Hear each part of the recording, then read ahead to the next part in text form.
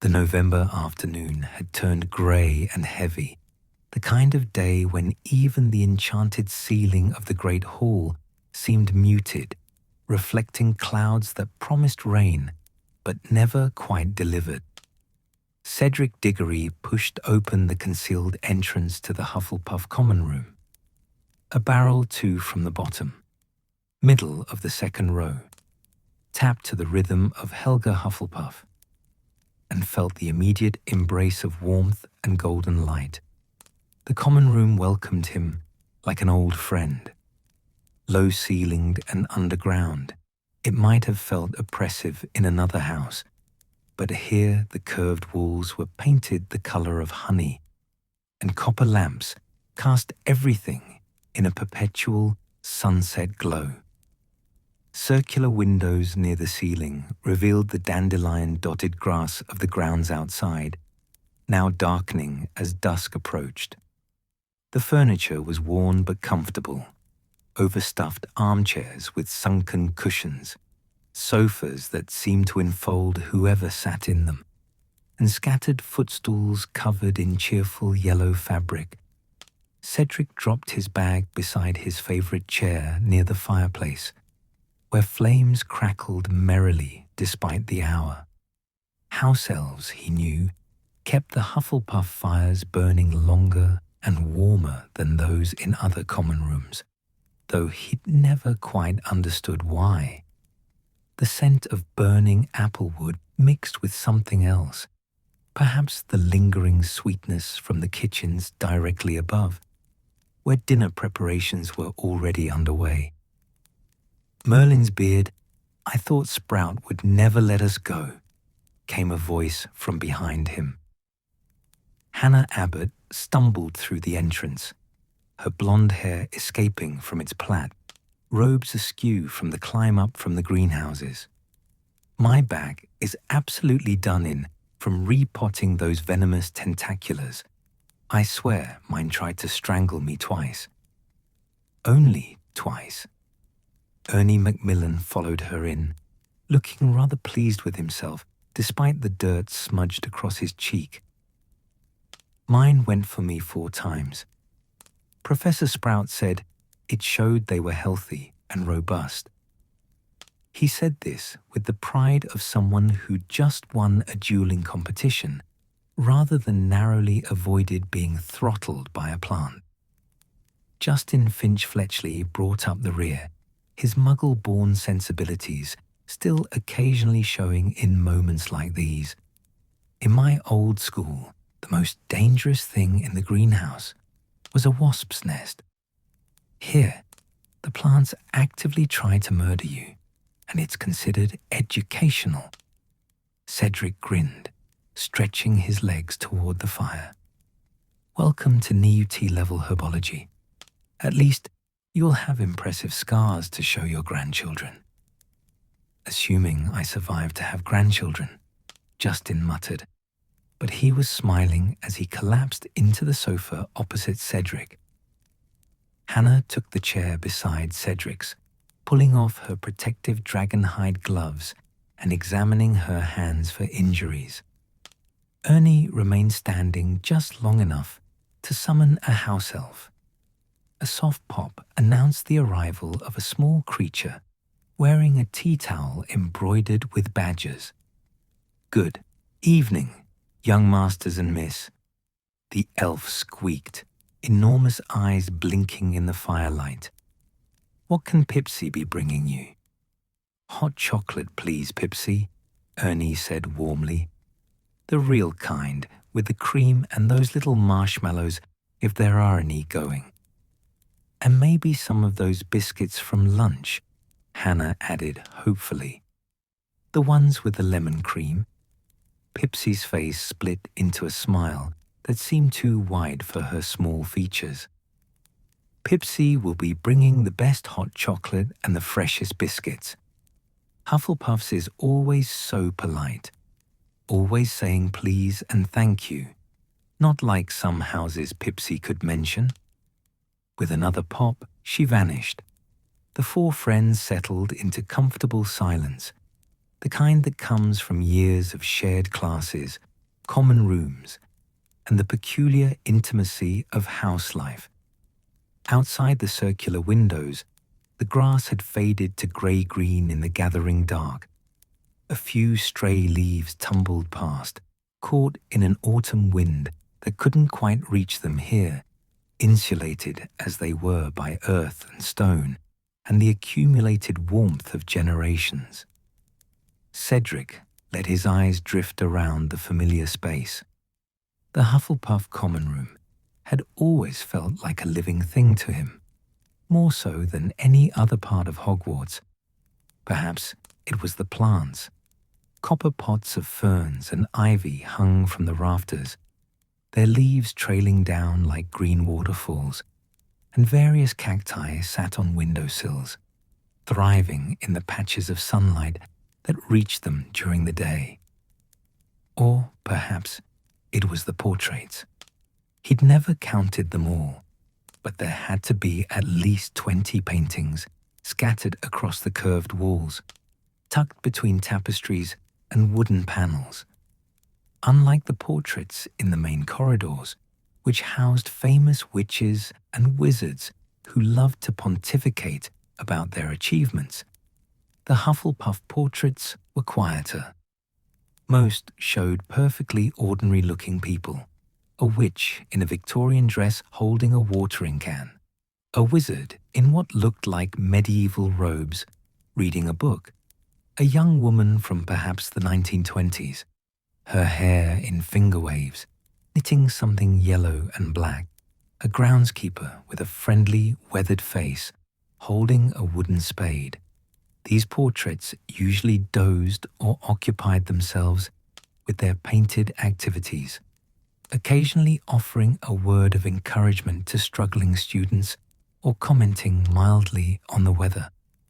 They were part of the furniture, really, familiar, comforting, unremarkable. Except tonight, they weren't. Cedric frowned slightly, his attention caught by movement in his peripheral vision. The Victorian witch had stopped tending her painted garden and was whispering to the wizard with the book, who had looked up from his reading with an expression of interest. The young woman had set aside her knitting and was leaning toward them, clearly trying to overhear. Even the groundskeeper had turned slightly in his frame, painted spade forgotten. "Am I imagining it?" Cedric said slowly. "Or are the portraits acting strange?" Hannah looked up from examining her fingernails. She followed Cedric's gaze to the walls, her head tilting slightly. "Now that you mention it, they do seem rather animated, don't they?" "Portraits are always animated," Justin pointed out reasonably. "That's rather the point of magical portraits." "No, I know what Cedric means," Ernie said, leaning forward in his chair to get a better look. "They're usually quite sedate in here. Go about their painted business, offer the occasional bit of advice. But look, they're all awake, and they're all—" He paused, searching for the word. "Watching us." It was true. Cedric realized, with a small shiver of awareness, that every portrait in the common room was now oriented toward the group by the fire. Not obviously, they weren't all staring directly, but there was a quality of attention in their painted faces, a sense of anticipation that was distinctly unusual. The elderly witch in the largest frame directly opposite the fireplace caught his eye and held it. She had a kind face, round and soft, with silver hair pulled back in a simple bun. Her robes were the deep yellow of Hufflepuff, though rendered in the style of perhaps 2 centuries ago, high-waisted and simply cut. In her painted hands, she held a wooden spoon, as though she'd been captured in the middle of cooking. Cedric had seen her 1,000 times, had once asked her name during his first year, Helga Honeydew, no relation to the sweet shop despite the name. she'd informed him with twinkling eyes. But she'd never looked at him quite like this before. She winked. It was unmistakable. A slow, deliberate closing and opening of one painted eye, accompanied by the smallest smile. Pipsy reappeared with a pop that made Justin jump. The house elf was levitating a large wooden tray laden with 4 enormous mugs of hot chocolate, topped with precarious mountains of whipped cream and floating marshmallows. A plate of biscuits, not just the lemon ones Hannah had requested, but also chocolate chip, ginger snaps, and something that looked like shortbread, accompanied the drinks. "Here is being the best hot chocolate in all of Hogwarts," Pipsy announced proudly, setting the tray on the low table between them with surprising grace. "And extra biscuits, because Hufflepuffs is working so hard in the greenhouses today. Pipsy knows about the tentaculars. Nasty plants, they is, but good for learning." "Thank you, Pipsy," they chorused, and the house elf's ears flapped with pleasure before she disappeared again. Cedric wrapped his hands around the warm mug, inhaling the rich scent of chocolate mixed with a hint of cinnamon. The first sip was perfect, sweet and warming, with the cream melting into the drink in smooth swirls. Around him, his friends made appreciative sounds, and for a few moments they were occupied with the serious business of hot chocolate consumption and biscuit selection. The fire popped and settled, sending up a shower of sparks that vanished before reaching the chimney. The copper lamps seemed to glow a bit brighter, or perhaps it was just that the windows showed full darkness now, making the common room feel even more like a sanctuary carved from the earth itself. A few other students had drifted in, a pair of third years who immediately claimed a corner table and spread out what looked like a transfiguration essay. A 6-year girl who curled up in a window seat with a book. A second-year boy who fed the common room's elderly toad, Reginald, a cricket from a jar he kept in his pocket. The rhythm of Hufflepuff life continued around them, ordinary and eternal, except for the portraits. Hannah noticed it first this time. "They're definitely all awake," she murmured, trying not to be obvious about looking. "Every single one of them. And is it just me? Or are they listening?" "Not just you," Justin confirmed. He'd pushed his homework aside, hot chocolate forgotten, staring up at the paintings with undisguised curiosity. "The woman with the knitting. Her needles aren't even moving. She's just sitting there, looking at us." Ernie stood up, walking closer to the wall where a cluster of 3 portraits hung. The wizard, with the book, a young man who looked barely older than they were, met his gaze directly. "Excuse me," Ernie said politely, "but is something happening? You all seem rather alert tonight." The young wizard glanced toward Helga Honeyduke's portrait, as if seeking permission. The elderly witch nodded, setting down her wooden spoon with exaggerated care. When she spoke, her voice was warm and slightly rough, like honey mixed with gravel. "Something is happening, young badgers," she said, and her words seemed to ripple through the room, causing the other portraits to lean in closer. "Something that hasn't happened in this common room for more years than I care to count." Her painted eyes swept across the 4 friends, then to the other students scattered about the room. "Tell me, how much do you know about the old traditions, the true traditions of Hufflepuff House?" Cedric exchanged glances with his friends. Hannah shrugged slightly. Justin looked intrigued. Ernie, ever the one for house pride and history, straightened his shoulders. "We know about loyalty, hard work, fair play," Ernie said. the values of Helga Hufflepuff herself. We know we're the house that takes everyone, that values people for who they are rather than what they can do. We know— Yes, yes, Helga Honeyduke interrupted gently. The official history. The things first years learn from Professor Sprout during their welcoming speech. All true, all important. But there's more to being a Hufflepuff than that, isn't there? There's something deeper, something that lives in the walls of this room, passed down not through speeches, but through— She paused, her smile growing. Through stories. The fire crackled particularly loudly, as if in agreement. The third years in the corner had stopped writing, listening now. The girl in the window seat had lowered her book. Even young Reginald's owner had turned away from the toad, attention captured. The Victorian witch spoke up, her voice higher and quicker than Helga's. Every generation leaves something behind, you know, not just in the history books or the House Point hourglasses. They leave pieces of themselves here, in this room. Moments of loyalty, acts of kindness, small adventures that nobody else knew about, but that mattered terribly to those involved.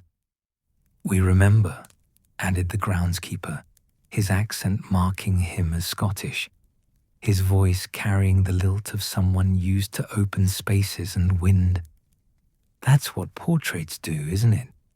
We watch, we listen, we remember, and we've been watching and listening for a very long time.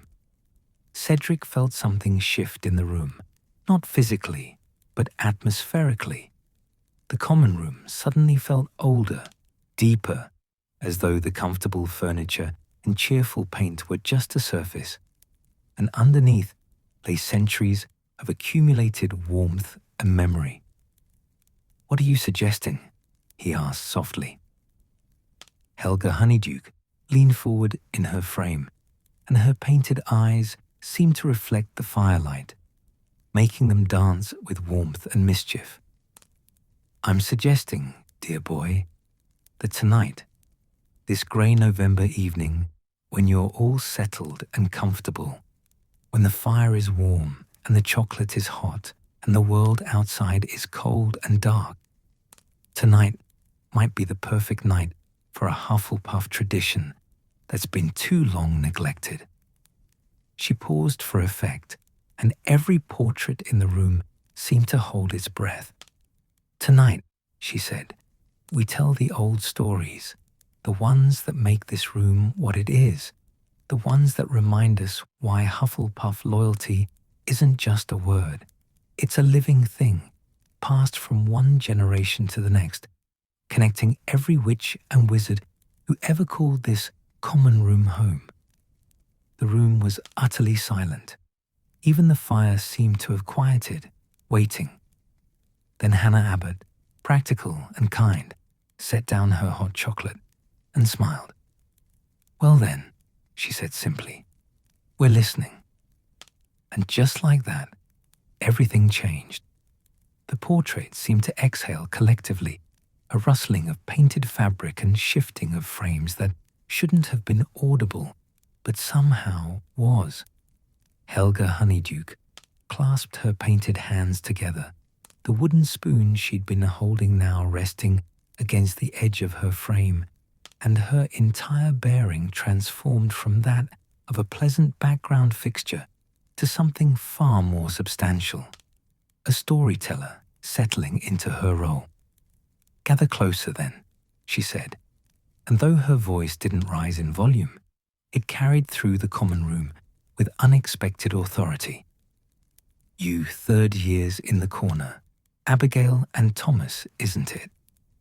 Bring your essay. You can work while you listen, or more likely you'll forget about transfiguration theory entirely, which I personally think is no great loss for one evening. And you, Miss Bones, yes, you with the book in the window seat.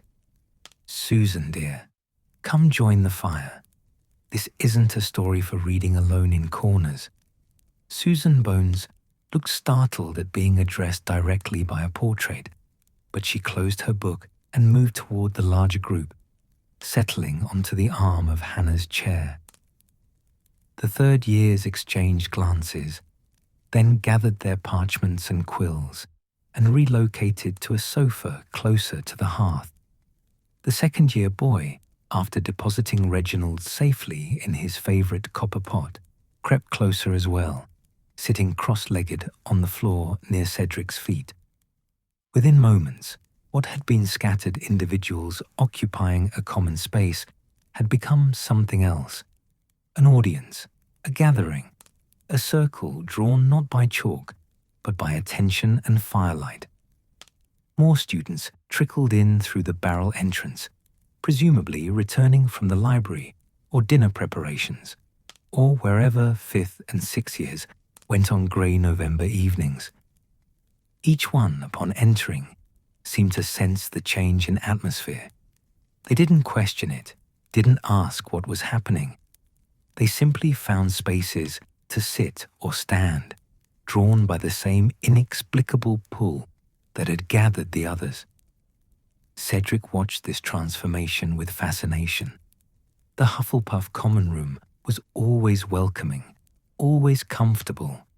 But tonight, it felt different, older somehow, and more purposeful, as though the room itself had been waiting for this, for enough people to gather at the right moment, when the barriers between past and present grew thin enough for stories to slip through. Before we begin properly, Helga Honeyduke continued, her painted eyes sweeping across the assembled students, you should understand what this is. What you're about to hear isn't just entertainment for a cold evening, though I hope you'll find it entertaining. These aren't just dusty historical anecdotes, though they are certainly historical. She paused, and the firelight seemed to flicker across her painted features in a way that made her look almost alive. These are the stories that Hufflepuff House keeps in its bones, the moments that define us, not because they were grand or dramatic or recorded in Hogwarts, a history, but because they were true, because they were us. The groundskeeper with a Scottish accent shifted in his frame, leaning on his painted spade. Every house has its legends, Gryffindor has its tales of brave duels and noble sacrifices. Ravenclaw speaks of brilliant witches and wizards who solved impossible puzzles. Slytherin remembers its cunning triumphs and ambitious victories. He smiled, and it was warm despite his weathered features. And Hufflepuff? We remember the small kindnesses, the late-night conversations, the friendships that saved someone from loneliness, the loyalty that asked nothing in return. Which doesn't mean, the Victorian witch interjected primly, adjusting her painted posture, that Hufflepuffs haven't done remarkable things. We have, but we remember them differently. We remember the people behind the achievements, the motivations beyond the glory, the quiet courage that no one else noticed. Justin leaned forward, his elbows on his knees, hot chocolate cooling forgotten in his hands. How long has this tradition existed? The storytelling nights. Several portraits exchanged glances, a silent conversation passing between frames. Finally, a portrait Cedric had never paid much attention to before spoke up. A middle-aged wizard in robes that looked medieval, his beard long and forked in the old style. Longer than I've been painted, and I've been watching these walls for near 400 years. The tradition is old. Older, perhaps, than the common room itself, in its current form. Helga Hufflepuff herself, or so the oldest portraits claim, used to gather her students by whatever fire they had and share stories of witches and wizards who embodied the values she held dear. But traditions fade, Helga Honeyduke said, and there was a note of sadness in her painted voice. Students grow busy with exams and Quidditch and teenage dramas. The world outside becomes more urgent. The quiet moments grow rare. It's been... She tilted her head, calculating. 40 years? 50? Since the last proper storytelling night in this common room. 53 years, the wizard with the book said precisely. He looked young, barely older than the 7th years, with an earnest face and round spectacles painted in careful detail. I remember because I was there. Well, my living self was there. It was the winter of 1944, during the war, the Muggle War, though Grindelwald's shadow hung over the wizarding world too. Students needed comfort then, needed reminding that goodness persisted, even when the world seemed dark. A hush fell over the room. Cedric felt Hannah shift beside him, her hand unconsciously reaching for his, in a gesture of comfort that was pure Hufflepuff instinct, the need to connect, to anchor, to reassure through touch that someone else was there. Ernie cleared his throat softly. Why now then? Why tonight? What made you decide to revive the tradition after more than 50 years? The portraits looked at one another again, and this time Cedric could read something in their painted expressions. Not just nostalgia or whimsy, but purpose, decision, a choice made collectively and deliberately. It was the young woman with the finger-waved hair who answered, setting her knitting needles down with exaggerated care. Because we've been watching you, all of you, this generation of Hufflepuffs. Her painted eyes moved from face to face. Cedric, Hannah, Ernie, Justin, Susan, the 3rd years, the 2nd year boy, and the others who had gathered. You're good students, kind to each other, hardworking, loyal, everything Hufflepuff should be, but you don't know your own story. Helga Honeyduke finished gently. You know the stereotypes. Hufflepuffs are particularly good finders, as that Gryffindor joke goes. You know you're seen as the nice house, the safe house, the one without edge or ambition or brilliance. And you've accepted it, haven't you? Worn it like comfortable old robes that fit well enough, even if they don't quite reflect who you truly are. Cedric felt something tighten in his chest. She wasn't wrong. He loved Hufflepuff, loved his house with a fierce pride that he rarely expressed aloud because it seemed somehow inappropriate. Hufflepuffs didn't boast, didn't demand recognition. But there had been moments, hadn't there? Moments when Gryffindors talked about bravery as though other houses didn't possess it. Moments when Ravenclaws discussed intelligence as their exclusive domain. Moments when even Slytherin's ambition seemed more valued than Hufflepuff's steady dependability. We're not trying to make you feel bad, the groundskeeper said quickly, reading the mood with surprising sensitivity for someone who'd been dead and painted for who knew how long. We're trying to remind you what you are, what we've all been, because the world outside this room, and sometimes inside Hogwarts too, will tell you that loyalty is weakness, that kindness is naivety, that hard work is what people do when they're not clever enough for shortcuts. And it's a lie, a pernicious lie, the Victorian witch added tartly. I've watched from these walls for 140 years, and I've seen countless students from all houses pass through Hogwarts. Do you want to know what I've learned? The brave Gryffindors who lacked loyalty became reckless and endangered their friends.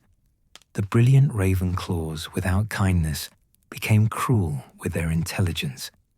The ambitious Slytherins, who forgot hard work, relied on manipulation and shortcuts that ultimately failed them.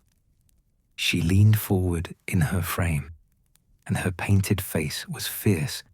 But Hufflepuffs who truly embody our values, they build things that last, friendships that endure wars, communities that weather storms, lives that matter not because they burned bright and brief, but because they glowed steady and true.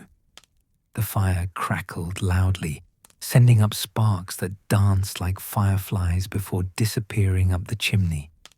Cedric realized he was gripping Hannah's hand, perhaps tighter than necessary, and she was squeezing back just as hard. Around them, the other students sat motionless, transfixed. Susan Bones spoke for the first time, her voice soft but clear. "So, you want to tell us stories too? What? Make us feel better about being Hufflepuffs?"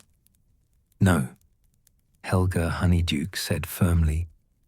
"We want to tell you stories to show you what being a Hufflepuff means.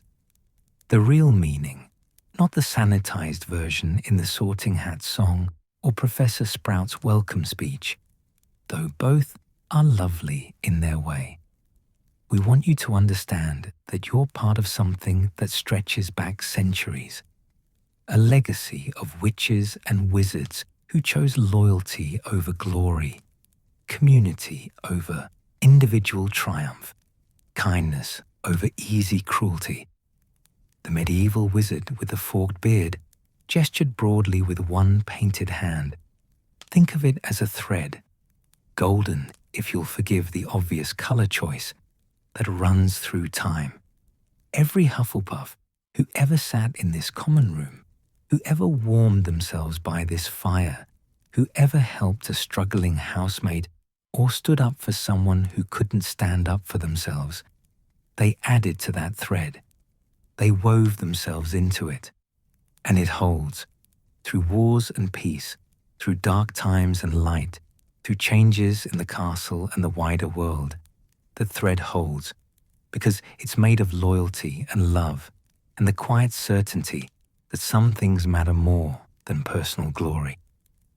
"And you," the young wizard with spectacles said, looking directly at Cedric, "you're part of that thread now. All of you. Whether you know it or not, whether you feel worthy of it or not, you are. But knowing the stories, understanding where you come from, who came before you, what they did and why they did it, that changes things. It makes the thread visible. It makes you conscious of your place in it."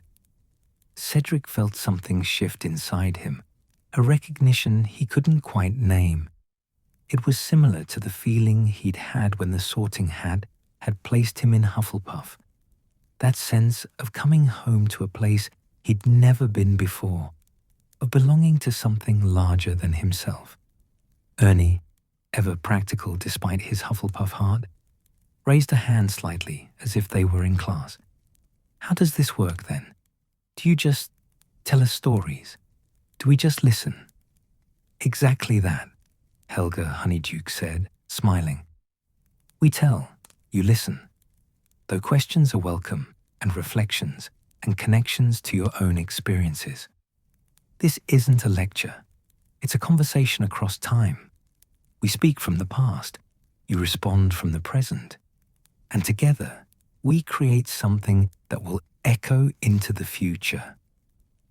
"When other students sit here," the young woman with the knitting added, 50 years from now, or 100, and they ask us about the old times, we'll tell them about tonight, about you, about how the tradition was reborn, and what you said, and how you listened. You'll become part of the stories too." The second-year boy on the floor, Cedric thought his name might be Dennis, raised his hand tentatively. "Will you tell us about famous Hufflepuffs? Like Newt Scamander? Or some famous, some not?" The groundskeeper interrupted gently. Fame isn't the point, lad. Impact is. Meaning is. Some of the most important Hufflepuffs in our stories are ones whose names never made it into history of magic textbooks. They were important because of what they did for one person or 5 people, or the small circle of their own common room. That's the Hufflepuff way. We change the world by changing the worlds of the people around us, one act of kindness at a time. Hannah spoke up, her voice thoughtful. Where do we start? If there are centuries of stories, how do you choose? The portraits conferred silently, that strange communication of glances and subtle painted gestures. Finally, Helga Honeyduke nodded as if something had been decided. We start, she said, with a story that some of you might find familiar. Not ancient history, but recent enough that some of your professors would remember it. We start with a story about a Hufflepuff who proved that mischief and loyalty aren't opposites, that laughter and kindness can coexist, and that sometimes the best magic is the kind that brings people together rather than driving them apart. The young woman with the knitting smiled broadly, her painted face alight with mischief. We start with the winter of 1986 and a 6th-year Hufflepuff named Nymphadora Tonks, who hated her first name and loved to prove that Hufflepuffs could be just as fun as any Gryffindor and twice as considerate. A ripple of recognition went through the students. Several people sat up straighter. Cedric knew the name, of course. Tonks was an aura now, one of the youngest in recent memory, and she'd been a Hufflepuff. But he'd never heard stories about her time at Hogwarts. You knew her? Susan Bones asked, leaning forward eagerly. Oh, we all knew Tonks, the groundskeeper said with a laugh. Impossible not to know her. The girl could change her appearance at will, metamorphmagus, rare as hen's teeth, and she used it for everything from entertainment to elaborate pranks to helping shy students feel less alone. She was loud and clumsy and absolutely brilliant, and she embodied something essential about Hufflepuff that people often forget. What's that? Justin asked. Helga Honeyduke's painted eyes twinkled. That loyalty doesn't mean meekness. That kindness doesn't mean timidity. That you can be good and still be fun. That you can be inclusive and still be bold. Tonks never forgot a name, never left anyone out, never let someone sit alone if she could help it. And she did it all while turning her nose into a pig snout and her hair into rainbow colors and generally causing delightful chaos wherever she went. The fire settled lower, casting the room in deeper shades of copper and gold. The windows showed nothing but darkness now. The world outside had fully given way to night, making the common room feel even more like a world unto itself, disconnected from time, a space where past and present could meet and share stories across the centuries. So, Helga Honeyduke said, settling back in her frame like a grandmother in her favorite chair, let me tell you about the February when Nymphadora Tonks decided that the Hufflepuff common room needed brightening up, and how a simple spell and a kind heart created a magical memory that we portraits still talk about 31 years later. She paused, and every eye in the room was fixed on her painted face. It began, she said, with snowballs, and the story unfolded like a flower blooming in firelight, pulling them all into a winter that had happened before they were born, but that suddenly felt as immediate and real as the flames dancing before them.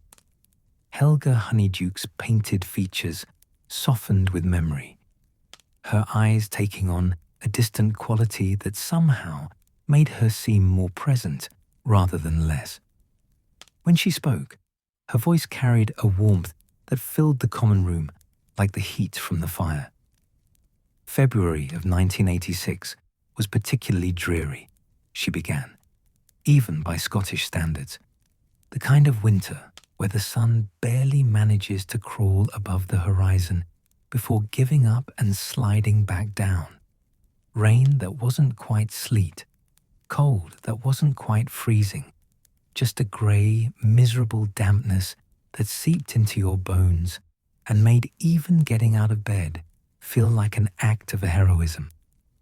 The Victorian witch nodded vigorously in her frame. I remember. The students were positively dismal.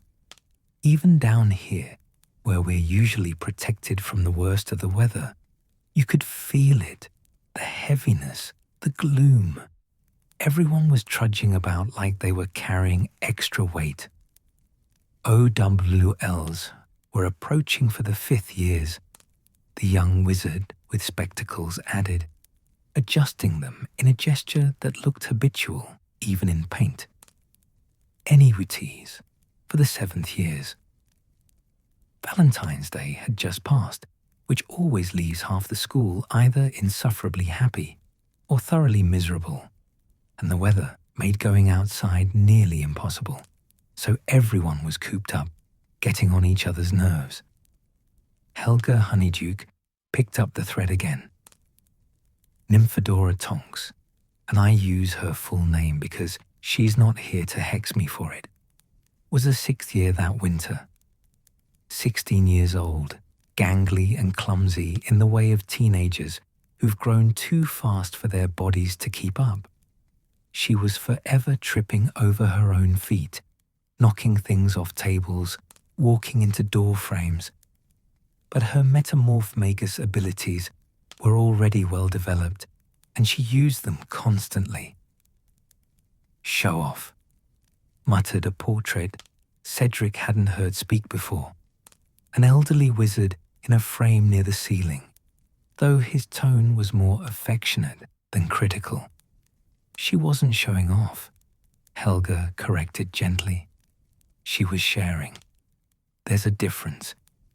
When her first year was crying about being homesick, Tonks would morph her face to look like the girl's mother, not to mock, but to comfort.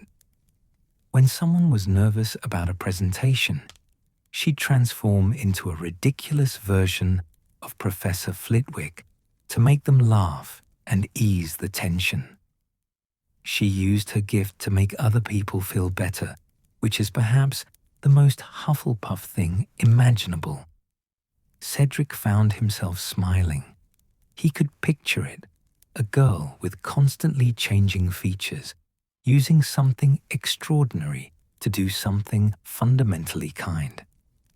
But that February, the groundskeeper continued, leaning on his painted spade, even Tonks was feeling the weight of the grey. I remember seeing her trudge through the entrance one evening, hair a mousy brown, which was never a good sign. She only kept her hair ordinary when she was truly down. Robes soaked from rain, bag dragging on the ground behind her. She collapsed into that very chair you're sitting in, Cedric lad, and just stared at the fire for a good 20 minutes without saying a word. Hannah shifted beside Cedric, unconsciously touching the arm of the chair as if she could somehow connect with that long-ago moment. Her friends were worried, Helga said. They gathered round her, asking what was wrong, offering chocolate frogs and help with homework and all the usual remedies. But Tonks just shook her head and said, I remember her exact words, "It's not me, it's everyone. Look at us. We're Hufflepuffs. We're supposed to be the cozy house, the warm house, the one that makes people feel at home. But everyone's miserable, and I can't figure out how to fix it." The young woman with the knitting smiled, her painted needles starting to move again in a gentle, rhythmic motion. That was Tonks, through and through. She wasn't concerned about her own gloom. She was concerned about everyone else's. She took it personally that her housemates were unhappy, as if their well-being was her responsibility. Which, in a way, it was, the medieval wizard observed. That's what loyalty means, isn't it? Caring about the happiness of your community, feeling responsible for the emotional weather of your house. Gryffindors protect people from external threats. Hufflepuffs protect them from loneliness, from feeling unimportant, from the quiet despair that comes from thinking nobody notices or cares. Susan Bones spoke up from her perch on Hannah's chair arm. So what did she do? How did she fix it? Helga Honeyduke's painted eyes twinkled. Well, she sat there for another 10 minutes, staring at the fire and thinking, and then she looked up at the candles. As if on cue, everyone's eyes drifted to the candles floating throughout the common room. Dozens of them, hovering at various heights, casting their gentle light from copper holders that drifted slowly through the air like lazy fireflies. Floating candles, Helga said. A staple of Hogwarts ambience, courtesy of house elves and ambient castle magic. They're in every common room, the Great Hall, most of the corridors. We barely noticed them after the first week of first year. But Tonks looked at them that evening and saw possibility. The groundskeeper chuckled, a sound like wind through leaves. I watched her face change. Not the metamorphmagus change, but the human change of someone having an idea. Her eyes lit up, her posture straightened, and suddenly her hair was shifting from mousy brown to a vibrant pink. Energy, that's what it was. Pure creative energy. She jumped up, the Victorian witch continued, clearly delighting in the memory, and ran to the notice board where someone had posted the weather forecast. Some seventh year was practicing divination by predicting weather patterns, if I recall. And the forecast said snow. Not for another week, mind you, but snow was coming eventually. And Tonks looked at that forecast, looked at the candles, and looked at her housemates all slumped about like wilted plants. And she said, "We're not waiting for the weather," Helga Honeydew quoted, her voice taking on a quality that suggested she was channeling Tonks's own tone. "If winter won't give us something beautiful, we'll make it ourselves. And if the castle thinks Gryffindor gets all the fun, we'll prove that Hufflepuffs know how to throw the best parties. We just usually do it quietly." Ernie leaned forward, his expression rapt. "She didn't." "Oh, she did," the young wizard with spectacles confirmed. "I remember watching her pull out her wand, 10¼ inches, ash unicorn hair core, if the wand law records I read later were accurate. And she stood in the very center of this room, right about where that footstool is now, and she started casting." "What spell?" Justin asked, his muggle-born curiosity evident. "Several spells, actually," Helga explained. "The first was a variant of the transfiguration charm we teach in 4th year, basic object transformation. But Tonks had modified it, made it more elegant. She pointed her wand at the nearest floating candle and whispered the incantation. I couldn't quite hear it, but the wand movement was distinctive, a sort of spiral motion like stirring a cauldron. The groundskeeper took up the narrative. The candle shimmered, its flames guttering for just a moment. And then it wasn't a candle anymore. It was a snowball, perfectly round, pristinely white, floating exactly where the candle had been. And it was cold. You could see the air around it misting slightly, could feel the temperature drop just a degree or two. But it wasn't melting, the Victorian witch added excitedly. That was the clever part. Tonks had layered a cooling charm with the transfiguration and added what I later learned was a modified protean charm to maintain stability. The snowball would stay frozen indefinitely, wouldn't drip or melt or make a mess. It was perfect. Cedric tried to imagine the complexity of that spell work. Transfiguration was difficult enough on its own. McGonagall drilled them constantly on the precision required. But to modify it, layer it with other charms, make it stable enough to last. That was NUT level magic at minimum, possibly beyond. One snowball isn't much of a rebellion, Hannah observed quietly. Helga Honeyduke's smile widened. True, but Tonks didn't stop at one. She turned to the next candle, and the next, and the next. Methodically, systematically, she worked her way around the entire common room. Every single floating candle became a floating snowball. It took her nearly 20 minutes, and by the end, she was sweating from the magical exertion. But she didn't stop until every last candle had been transformed. The room got darker, the young woman with the knitting said softly. No, candles meant less light. But somehow it didn't feel dark. The fireplace seemed to burn brighter, as if compensating, and the snowballs themselves seemed to catch and reflect the firelight, glowing faintly like dozens of miniature moons hanging in the air. The second-year boy on the floor, Dennis, spoke up, his voice awed. That must have looked incredible. It was magical, Helga Honeyduke confirmed, and coming from a painted portrait of a witch, the word carried extra weight. Truly magical in the way that transcends mere spellwork.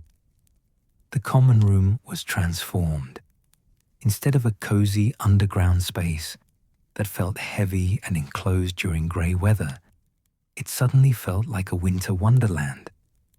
Like the heart of a snow globe, protected and special and somehow festive, despite it being the middle of dreary February. The medieval wizard gestured broadly, but Tonks wasn't finished. She'd created the snowballs, yes, but that was just the setup. The real magic, the real Hufflepuff magic, came next. She stood there for a moment, the groundskeeper said, catching her breath, looking around at her handiwork, and I swear I could see the exact moment she had her second idea, because her hair flashed from pink to electric blue, and she got this grin on her face, the kind of grin that meant someone was about to have either the best time or the worst time of their lives, depending on their sense of humor. Helga picked up the story again, clearly the primary narrator among the portraits. Tonks walked to the center of the room again, raised her wand, and cast a different spell. This one I recognized, a variation of locomotor, the charm for moving objects. But she'd modified it too, made it responsive rather than directive, and suddenly all the snowballs began to move. Not randomly, the Victorian witch clarified. With purpose. They started swooping and diving through the air like birds or falling like actual snow, but then reversing course and floating back up. They wove between each other in patterns that were almost choreographed, creating this dance of white spheres that filled the entire common room. And then, Helga Honeyduke said, her painted eyes sparkling with barely contained glee. Tonks pointed her wand at the nearest snowball and said loudly enough for everyone to hear, "These snowballs are enchanted to be harmless. They won't hurt, won't make you wet, won't leave marks. They'll just bounce off and float back into the air. In other words, my dear Hufflepuffs, they're perfect for throwing at each other. So I say we have the snowball fight that February refused to give us. A collective intake of breath went through the assembled students. Cedric could picture it so clearly.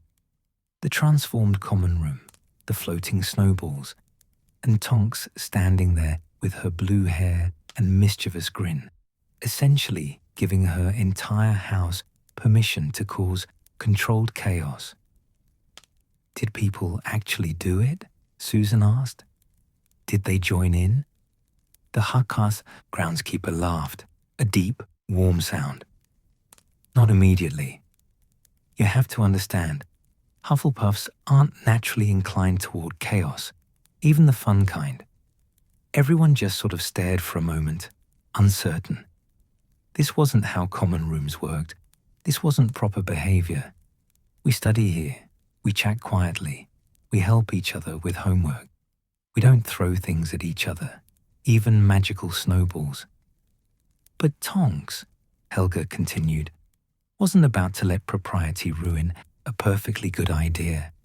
She reached up, plucked one of the floating snowballs right out of the air, and lobbed it directly at her best friend, Penny Haywood, a fellow 6-year who was sitting on that very sofa, Ernie, looking thoroughly shocked.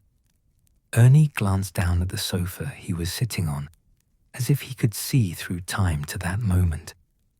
The snowball hit Penny square in the chest, the Victorian witch said, picking up the thread.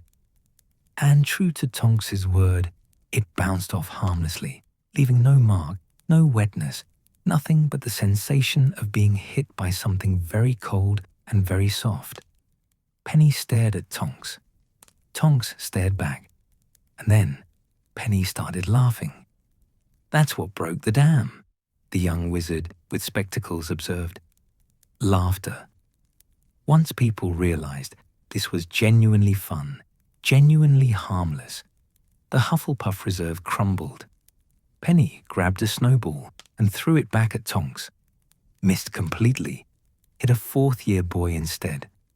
The 4th-year laughed and grabbed 2 snowballs, one in each hand, and within 30 seconds, the entire common room had erupted into the most magnificent snowball battle you've ever seen. The portraits fell silent for a moment, letting the students visualize the scene. Cedric closed his eyes and could almost see it. Hufflepuffs of all ages, running and laughing and throwing magical snowballs that arced through the air like comets, bouncing harmlessly off targets, floating back up to be grabbed and thrown again. The grey February forgotten, the approaching exams forgotten. Every petty worry and stress dissolved in laughter and play. It went on for hours, Helga Honeyduke said softly. Students who'd been studying dropped their books and joined in. First years who'd been homesick found themselves laughing so hard they couldn't breathe. 7th years who'd been stressed about NEWTs became children again, running and hiding behind furniture and forming elaborate alliances. The shy students, the ones who usually stayed on the edges, Tonks made sure to include them. She'd morph her face into something ridiculous to make them laugh, or she'd deliberately miss her throws in their direction so they could score hits on her, building their confidence. The young woman with the knitting set down her needles, her painted face serious despite the smile. That was the real magic, you understand. Not the transfiguration or the charms or the technical skill, though all of that was impressive. The real magic was what Tonks did with her magic. She used extraordinary ability to create ordinary joy. She used her gifts to serve her community, to lift spirits, to remind everyone why being a Hufflepuff meant being part of something special. Nobody was excluded, the groundskeeper emphasized. That was crucial. In Gryffindor, the bold students would have dominated such a game. In Ravenclaw, It might have become competitive, strategic. In Slytherin, alliances would have formed and reformed based on advantage. But in Hufflepuff, guided by Tonks's inclusive spirit, everyone played together. The athletic and the clumsy, the popular and the overlooked, the confident and the shy. Everyone was equal in the soft bombardment of magical snowballs. Dennis, the second year, asked the question Cedric was thinking. How did it end? Did professors come to stop it? Helga Honeydew chuckled. Professor Sprout did come down eventually, alerted by the noise. And it was considerable noise by then, Hufflepuffs being thoroughly capable of volume when sufficiently inspired. She came through the entrance, took one look at the chaos, opened her mouth to presumably put a stop to it, and was immediately hit in the face by a snowball. Several students gasped, then laughed. The idea of proper, dignified Professor Sprout being struck by a rogue snowball was both horrifying and delightful. Tonks went white. Well, her actual skin went white. Her hair stayed blue, the Victorian witch said, barely containing her laughter. She started apologizing immediately, assuming she was about to face detention for the rest of the year. But Sprout just stood there for a moment, snow sliding off her nose, and then she smiled. She smiled, the medieval wizard confirmed, and she said, "Miss Tonks, is this your doing?" And Tonks, being Tonks, admitted it immediately, stood up straight, shoulders back, ready to accept whatever punishment was coming. And Sprout looked around at the common room, at the happy students, the laughter, the way everyone was playing together. And she said, "Then you should know you've created a monumental mess that will require considerable cleanup." The groundskeeper grinned. Tonks started to nod, accepting this, and then Sprout added, "After we're all done playing, of course. House points to Hufflepuff for creative spell work and excellent timing. Now, who's going to explain the rules to me?" The common room erupted in delighted murmurs. Even the portraits seemed pleased with themselves for having told this part well. Sprout played, Hannah asked, her voice full of wonder. Sprout played, Helga Honeydew confirmed. For 20 minutes, the head of Hufflepuff House ran around throwing magical snowballs with her students, laughing as hard as any of them. And when she finally called an end to it, kindly but firmly reminding everyone that there were essays due and sleep to be had, she gathered them all together for the cleanup. "Which Tonks handled," the young wizard said. She reversed all her spells with a single complex counter-charm that transformed the snowballs back into candles, though they relit themselves automatically, which was a nice touch. The common room was back to normal within minutes. No mess, no damage, nothing but tired, happy Hufflepuffs and the lingering scent of winter somehow mixing with the usual smell of earth and growing things. The Victorian witch leaned forward in her frame. But here's what made it a story worth remembering, worth telling 31 years later. Before everyone dispersed to their dormitories, Sprout pulled Tonks aside. We portraits could hear her. She didn't bother keeping her voice down.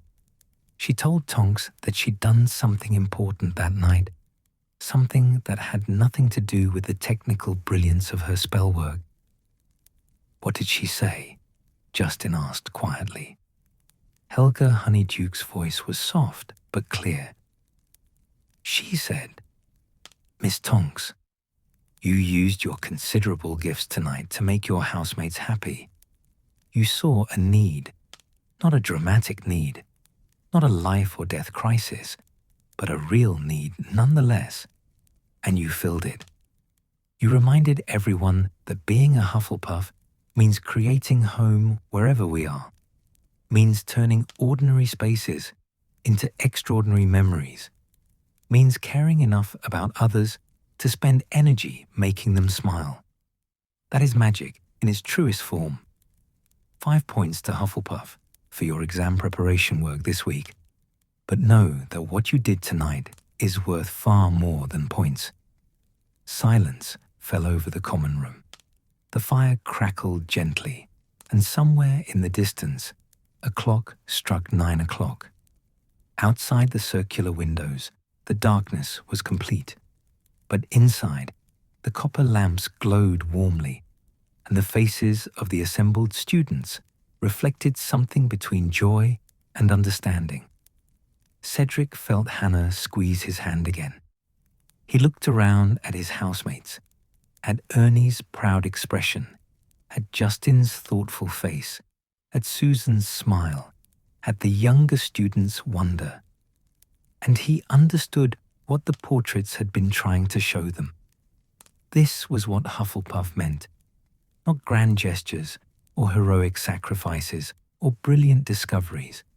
Just someone seeing unhappiness and deciding to do something about it. Just someone using their gifts to serve others. Just someone caring enough to transform candles into snowballs and create a moment of joy that would be remembered and retold decades later. What happened to Tonks after that? Dennis asked. Did she keep doing things like that? The groundskeeper smiled. Oh, aye, constantly. That was just one story among dozens. Tonks became something of a legend in Hufflepuff. The metamorph magus who could be anyone but chose to be herself, loud and clumsy and endlessly kind.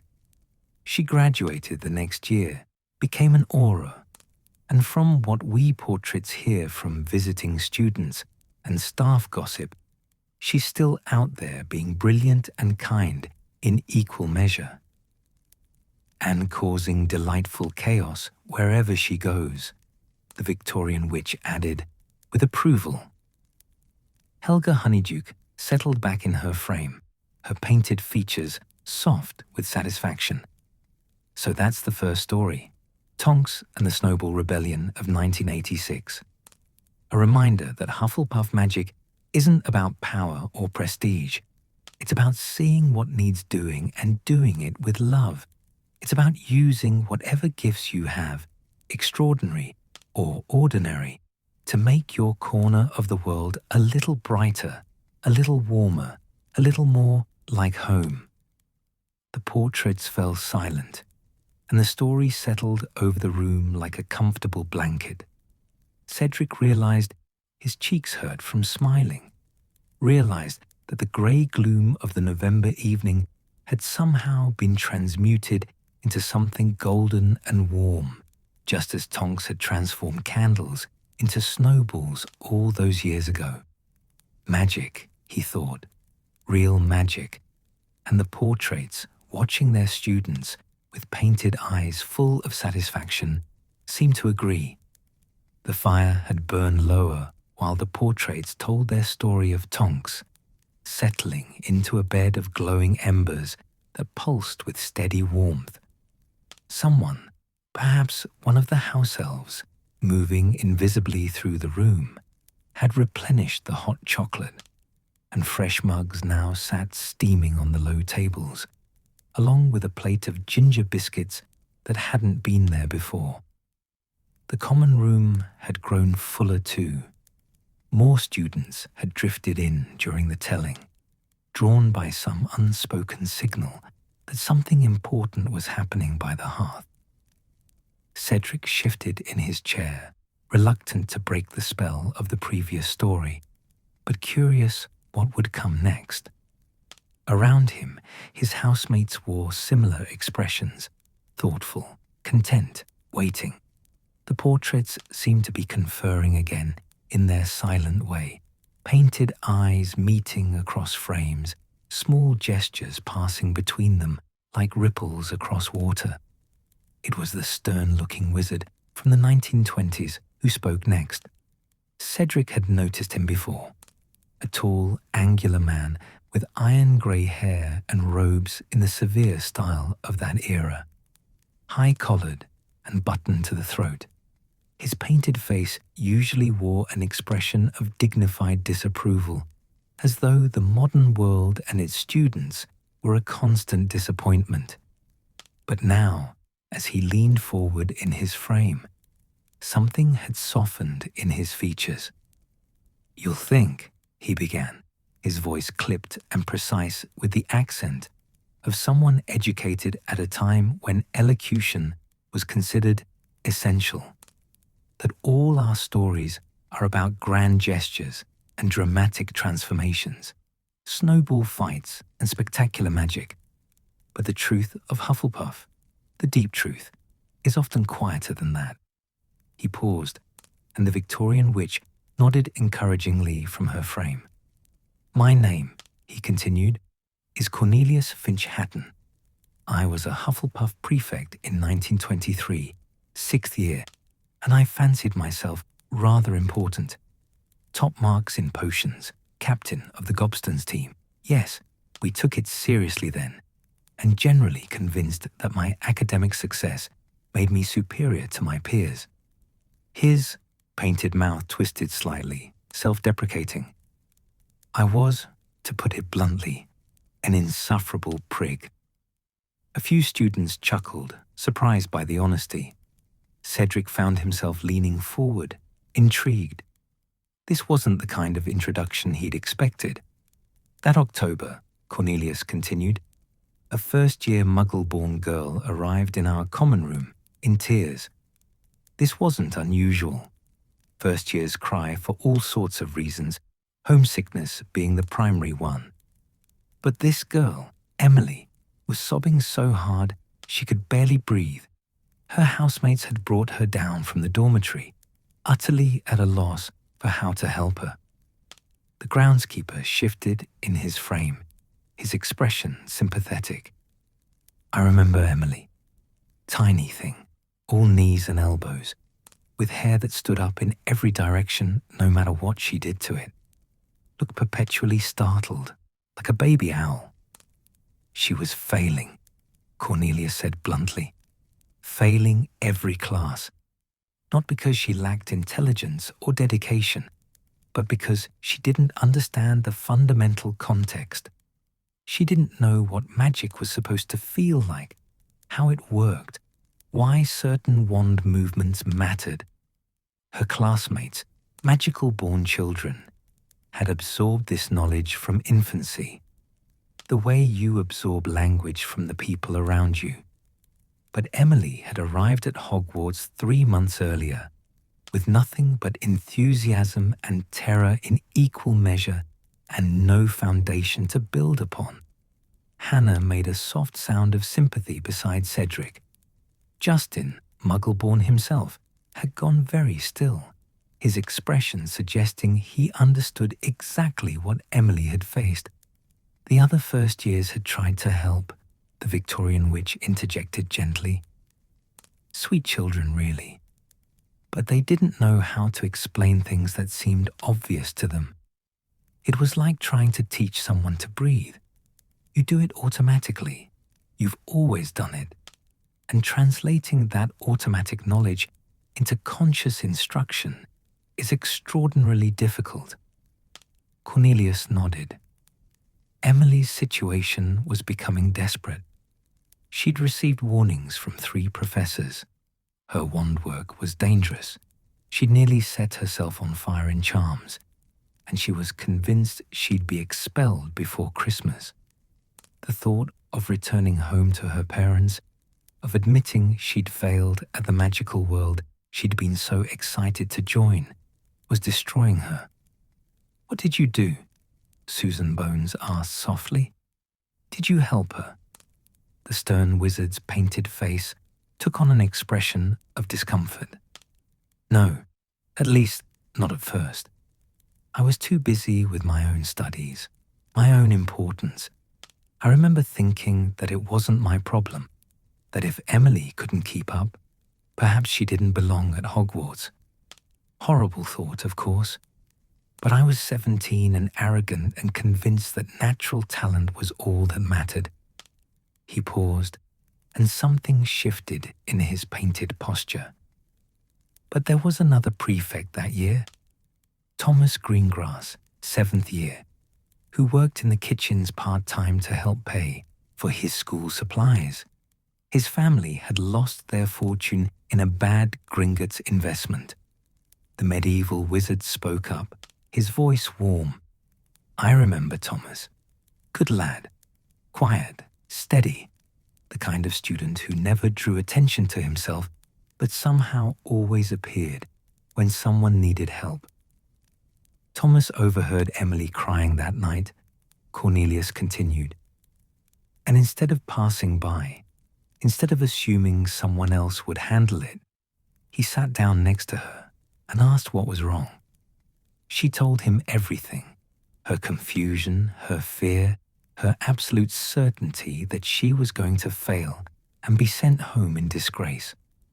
And Thomas listened, really listened, the way Hufflepuffs do when they're being their truest selves. The fire popped, sending up a small shower of sparks.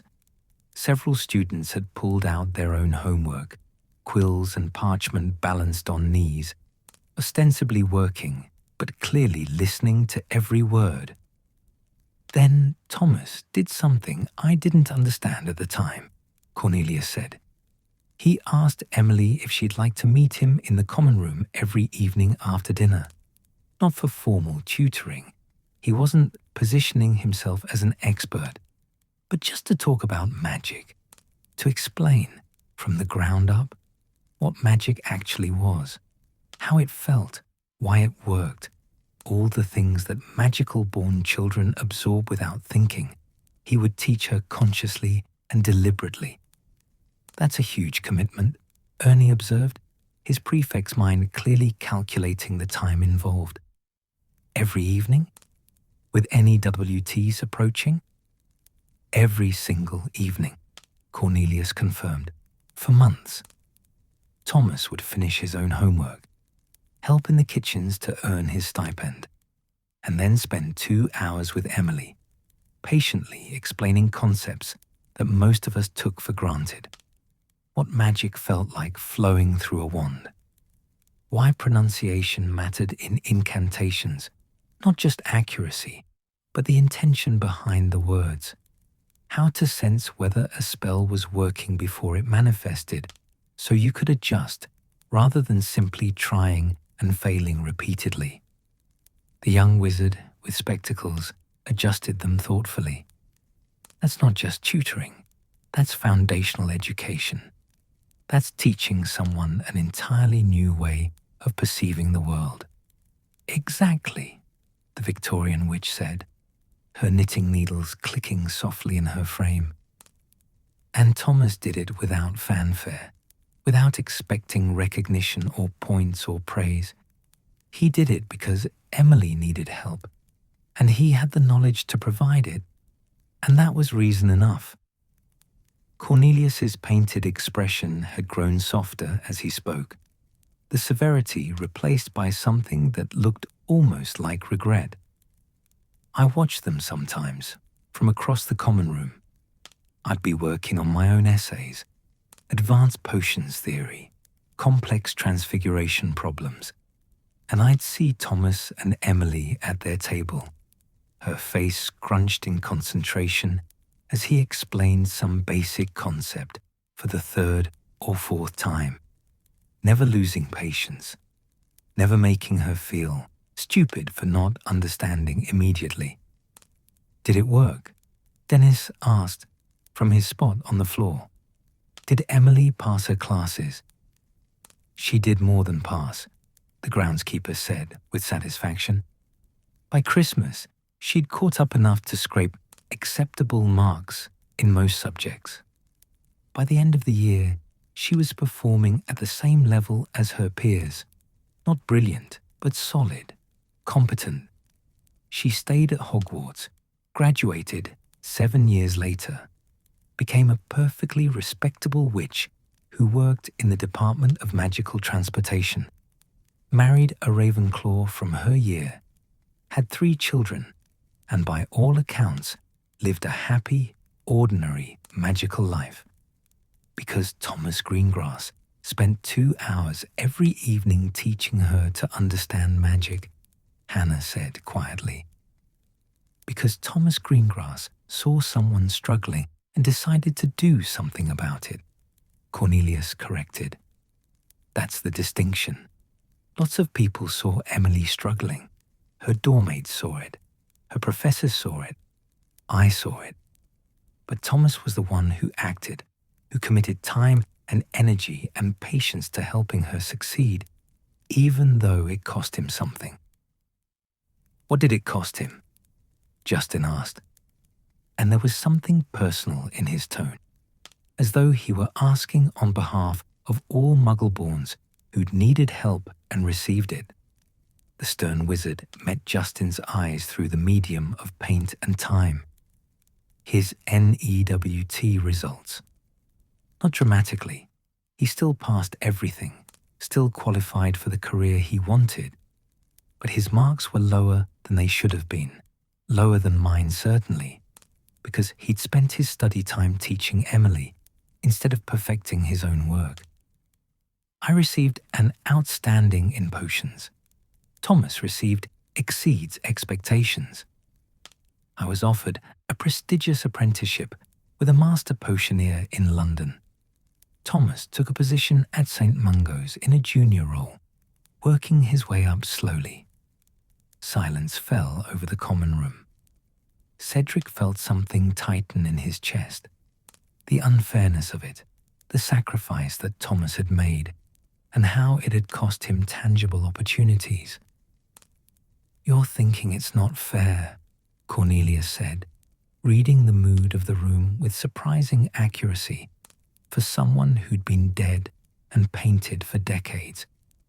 "You're thinking Thomas deserved better, that his kindness should have been rewarded rather than penalized. And you're right. But here's what I learned, much too late to matter to Thomas himself. The world often doesn't reward Hufflepuff virtues. Loyalty doesn't win you prestigious positions. Kindness doesn't appear on examination scores. Hard work that benefits others rather than yourself doesn't earn you accolades or opportunities. Then why do it? A third-year girl asked, her voice small but clear. Why sacrifice your own success for someone else? The Victorian witch answered, her painted face earnest. Because some things matter more than personal success. Because Emily's entire future, her ability to remain in the magical world, to build a life, to eventually have children who grew up understanding magic and could help other Muggleborns in their turn, that mattered more than whether Thomas got outstanding or exceeds expectations on his exams. And because, Cornelius added, his voice rougher now, Thomas was a true Hufflepuff. Not the stereotype, not particularly good at finding things, not especially good at herbology, not even particularly warm and fuzzy. He was quiet, reserved, sometimes awkward in social situations. But he understood, in a way I didn't, that being a Hufflepuff meant seeing someone who needed help and providing it, regardless of the cost to yourself. That's loyalty. That's the real kind, the kind that isn't about grand gestures or dramatic declarations. It's about showing up every evening, even when you're tired and have your own work to do, because someone needs you.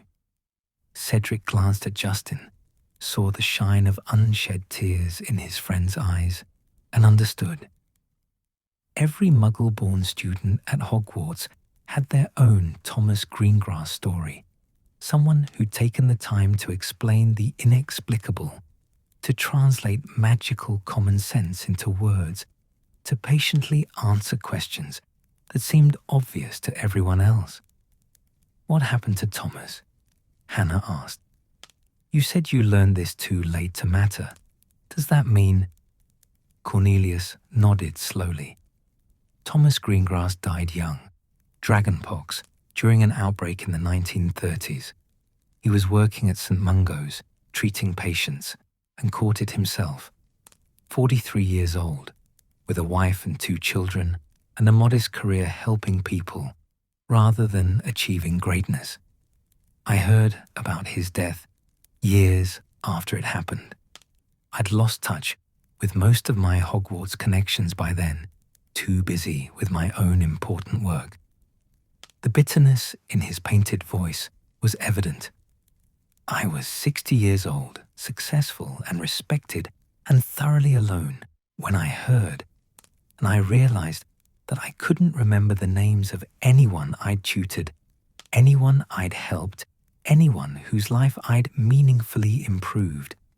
But I could remember Thomas, sitting with Emily every evening, patient and kind, and sacrificing his own advancement to help a struggling first year he barely knew.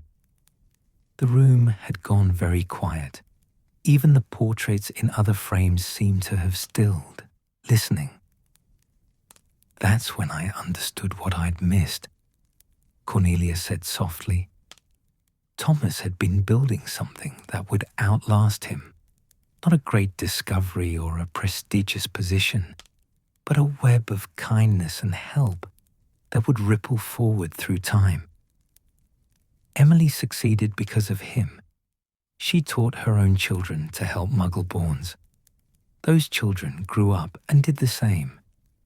And somewhere out there, right now, there's probably a Muggle-born student who's succeeding at Hogwarts because of a chain of help that started with Thomas Greengrass spending 2 hours every evening with a crying first year in 1923.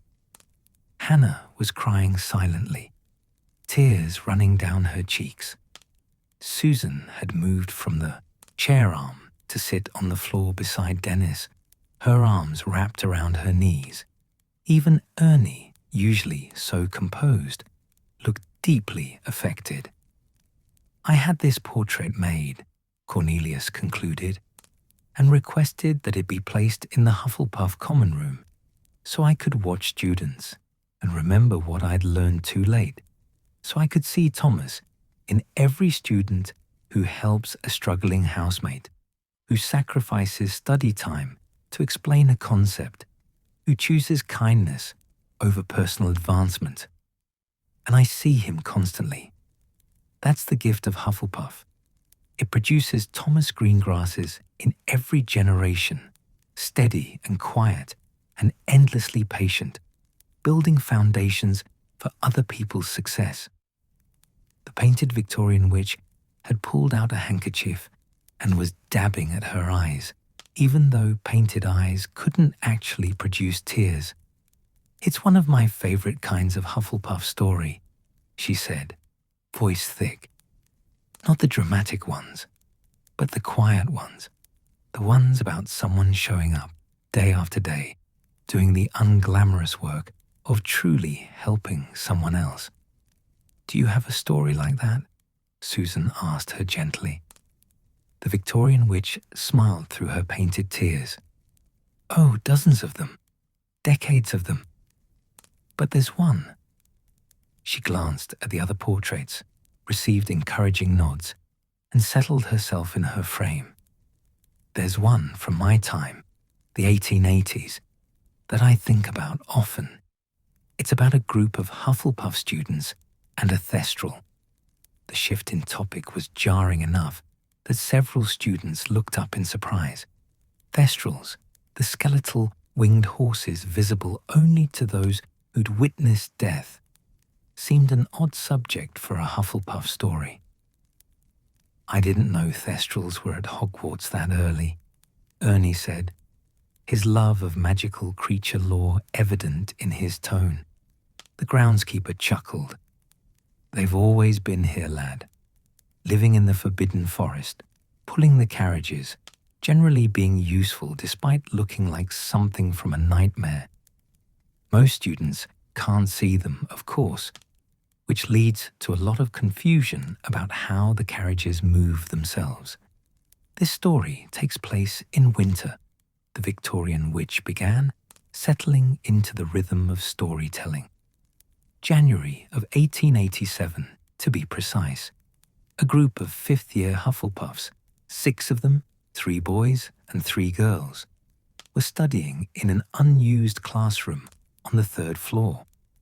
They'd found it the previous year and had claimed it as their own space, somewhere quiet to work away from the common room chatter. One of the girls, Margaret, could see thestrals, the medieval wizard added. Her mother had died when she was 9, and she'd been present at the death.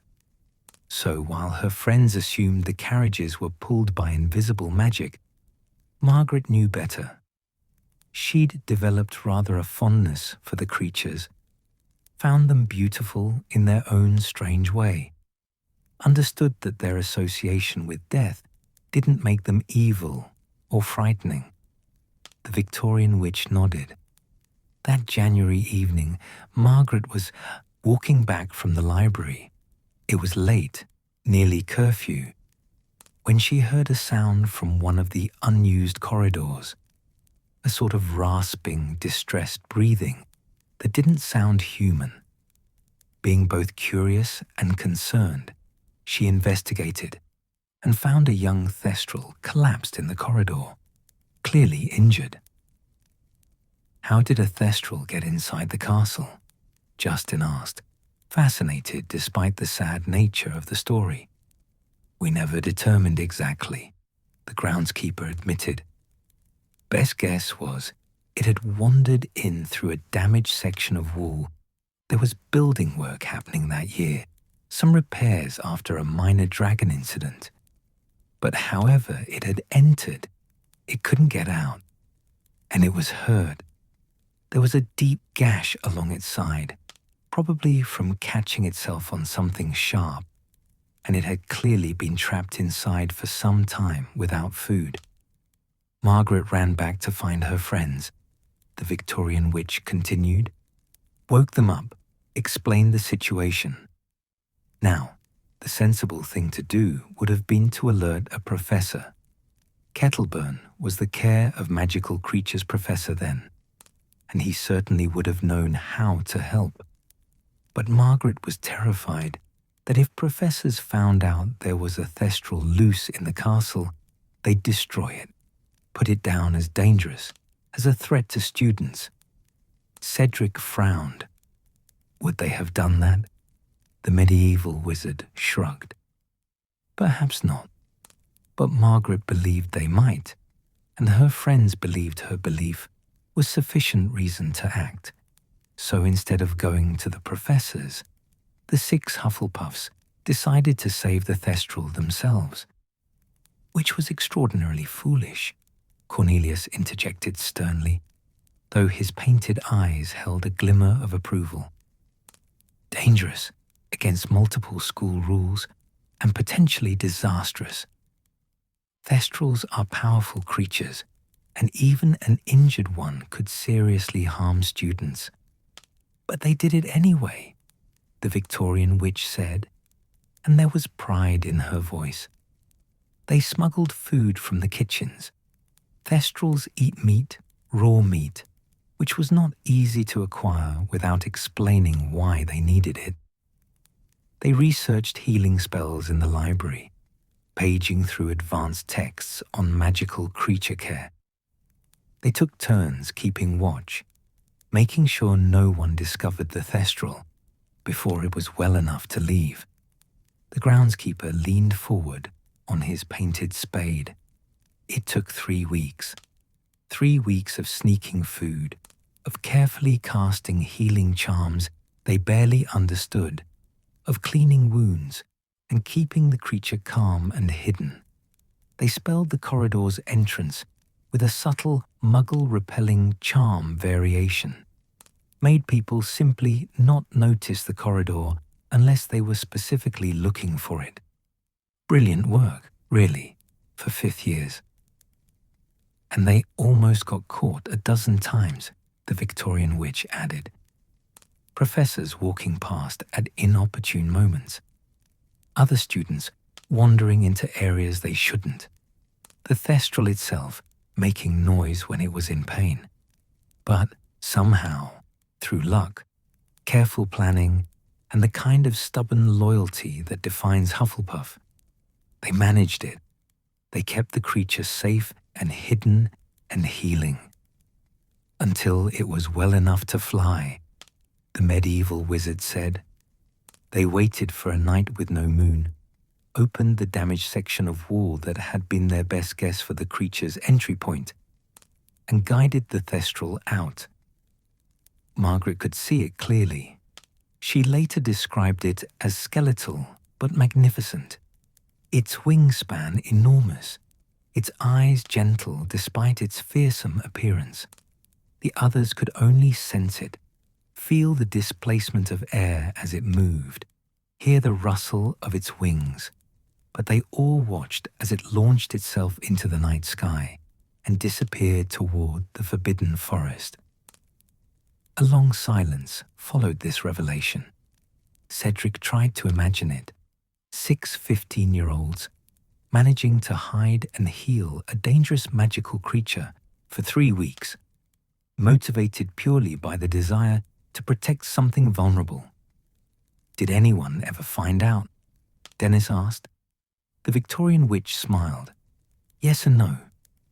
The story got out eventually, the way these things do.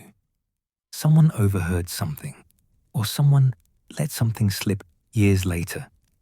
By the time I was painted and placed here, it had become one of those legends that older students would tell younger ones. The Hufflepuffs, who saved a thestral.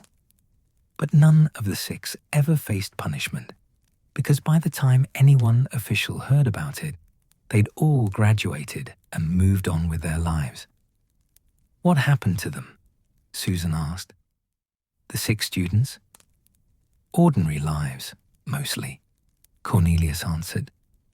One became a healer, specializing in magical creature injuries. 2 married each other and ran a farm in Devon that specialized in ethical creature care. One worked in the department for the regulation and control of magical creatures, advocating for better treatment of so-called dangerous species. The other 2. He paused, consulting some mental catalogue of facts. One became a teacher at a small magical school in Wales. The other worked at the ministry in a thoroughly boring administrative position. Nothing spectacular, no great achievements that made it into history books.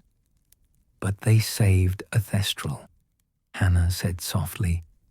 They saw something that needed help, and they helped it, even though it was difficult and dangerous, and they could have been expelled for it.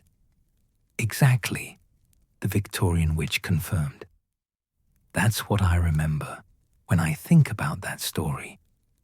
Not whether they became famous or successful, but that they chose compassion over caution, loyalty to a suffering creature over their own safety and security.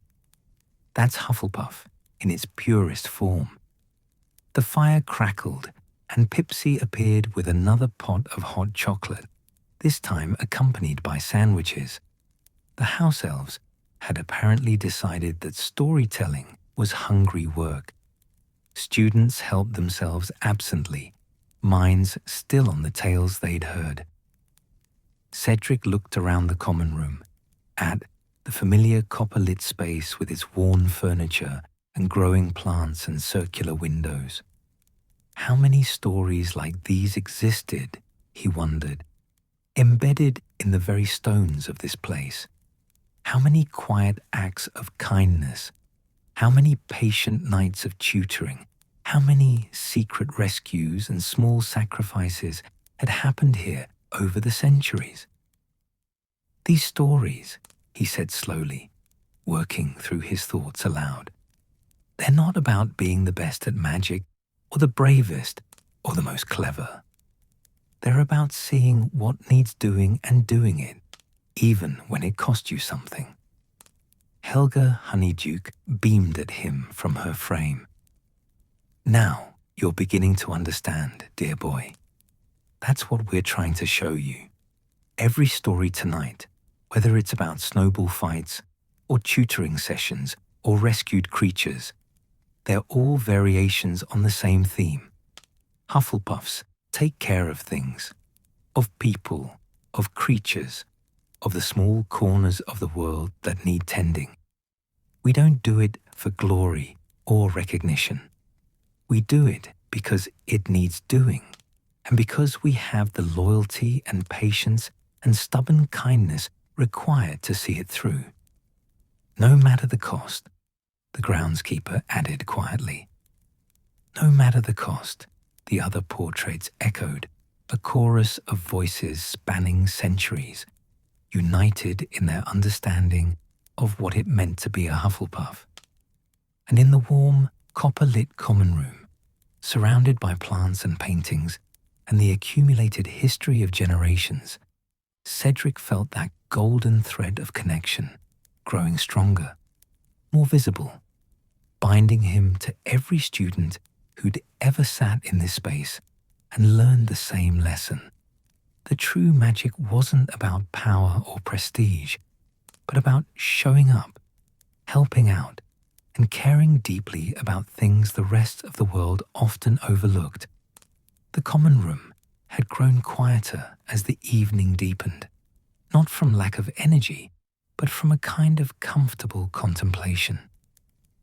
More students had arrived, some seventh years who'd been studying in the library, a handful of fourth years returning from what looked like an impromptu gobstones match, given the state of their robes, and all had been drawn into the circle around the hearth, settling into available spaces or conjuring cushions to sit on the floor.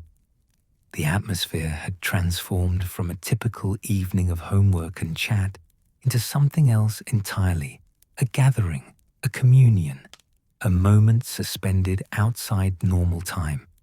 Cedric had lost track of how long they'd been sitting here listening to the portraits. It felt like hours, but also like no time at all, the way significant moments often did.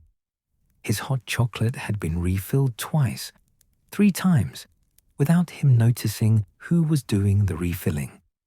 The fire had been tended, maintained at that perfect level of warmth that kept the underground common room cozy without becoming stifling.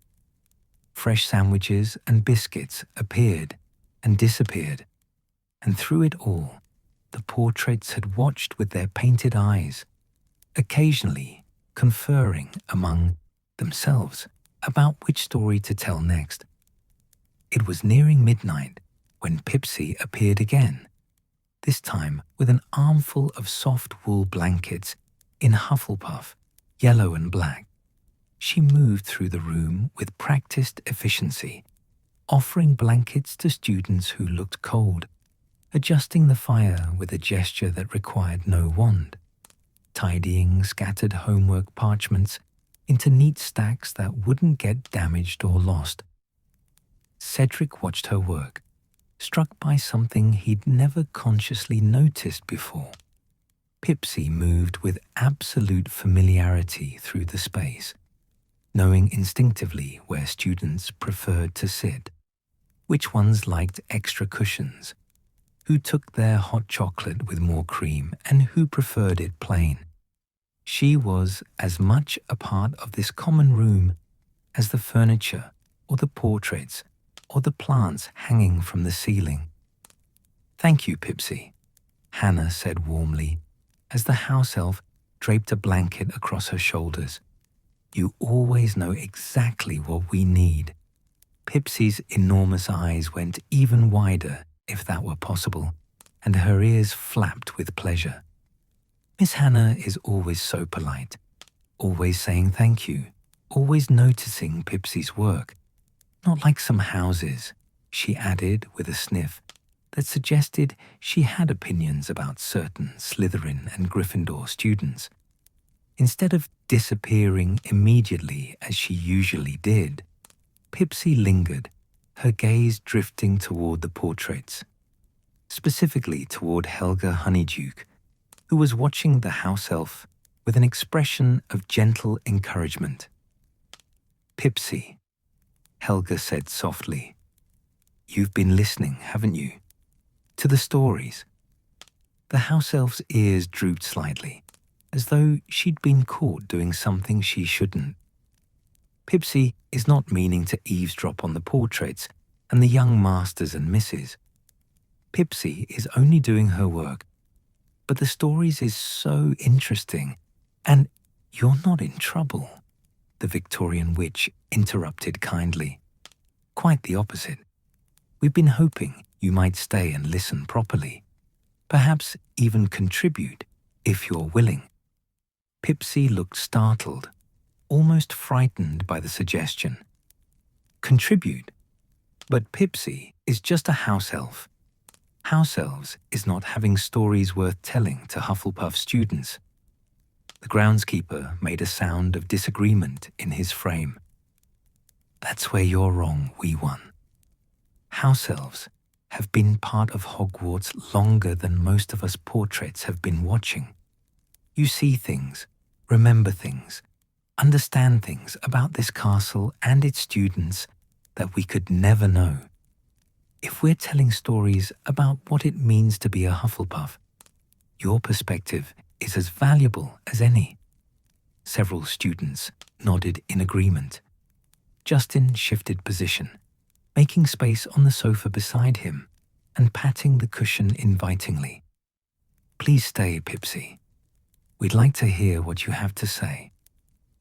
Pipsy hesitated, looking between the portraits and the students, with an expression of such conflicted emotion that Cedric felt a pang of something uncomfortable in his chest. How often, he wondered, had anyone asked a house elf to share their thoughts, their memories, their stories? How often were they invited to sit rather than serve, to speak rather than simply obey? Finally, moving with visible trepidation, Pipsy climbed onto the sofa beside Justin. She perched on the very edge of the cushion, back straight, hands folded in her tea towel clothing, looking for all the world like a student called upon in class who wasn't sure of the answer. Helga Honeyduke smiled warmly at her. There's a story, you know, isn't there? One that the house elves tell among themselves, about Hufflepuff kindness. Pipsy nodded slowly. There is being many stories. House elves is remembering things, passing stories from the old elves to the young ones. We is remembering which houses is kindest, which students is treating us like we is mattering, not just like we is furniture with hands. She paused, gathering courage. There is one story that the old elves is telling from 50 years past about a Hufflepuff student who... She trailed off, seeming to lose her nerve. Go on, Susan encouraged gently. We're listening.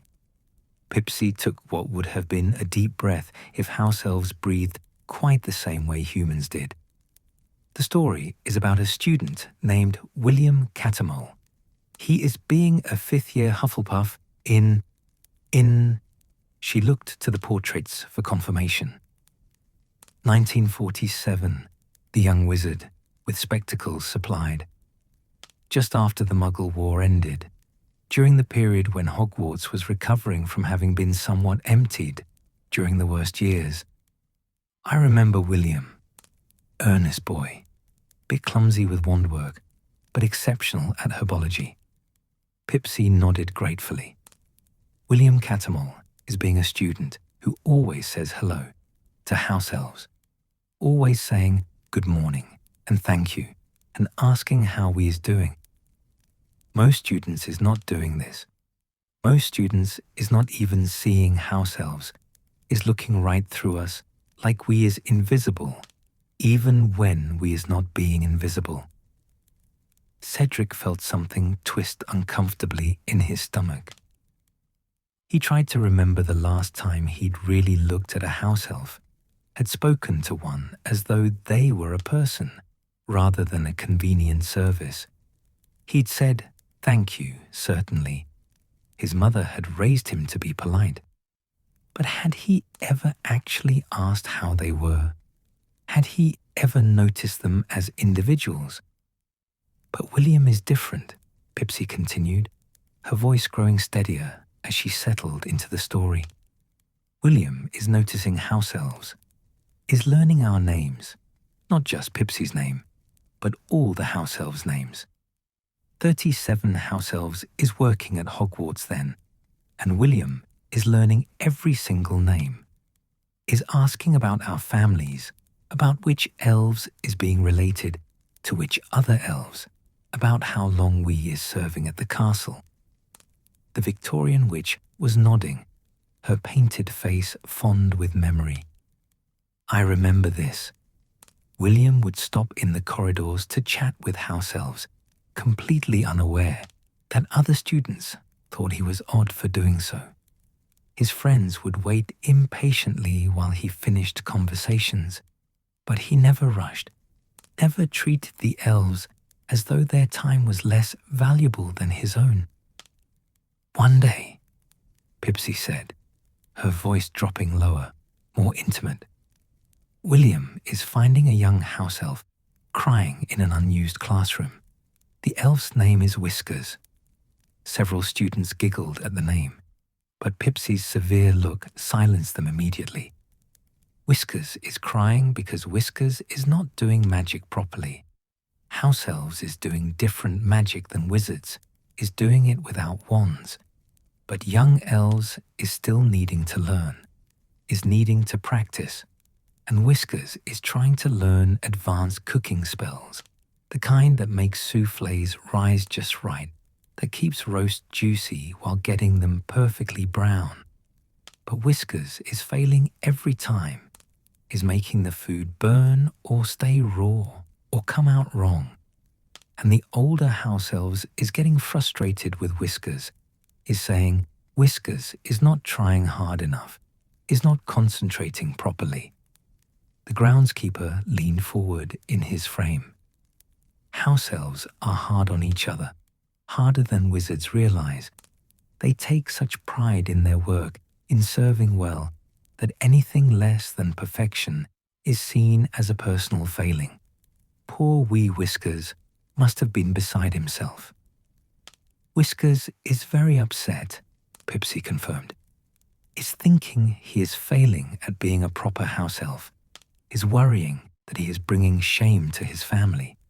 Whiskers' mother and grandmother is both working at Hogwarts, both being excellent cooks, and William is finding Whiskers crying, and instead of walking away or telling a professor, William is sitting down right there on the floor and asking what is wrong."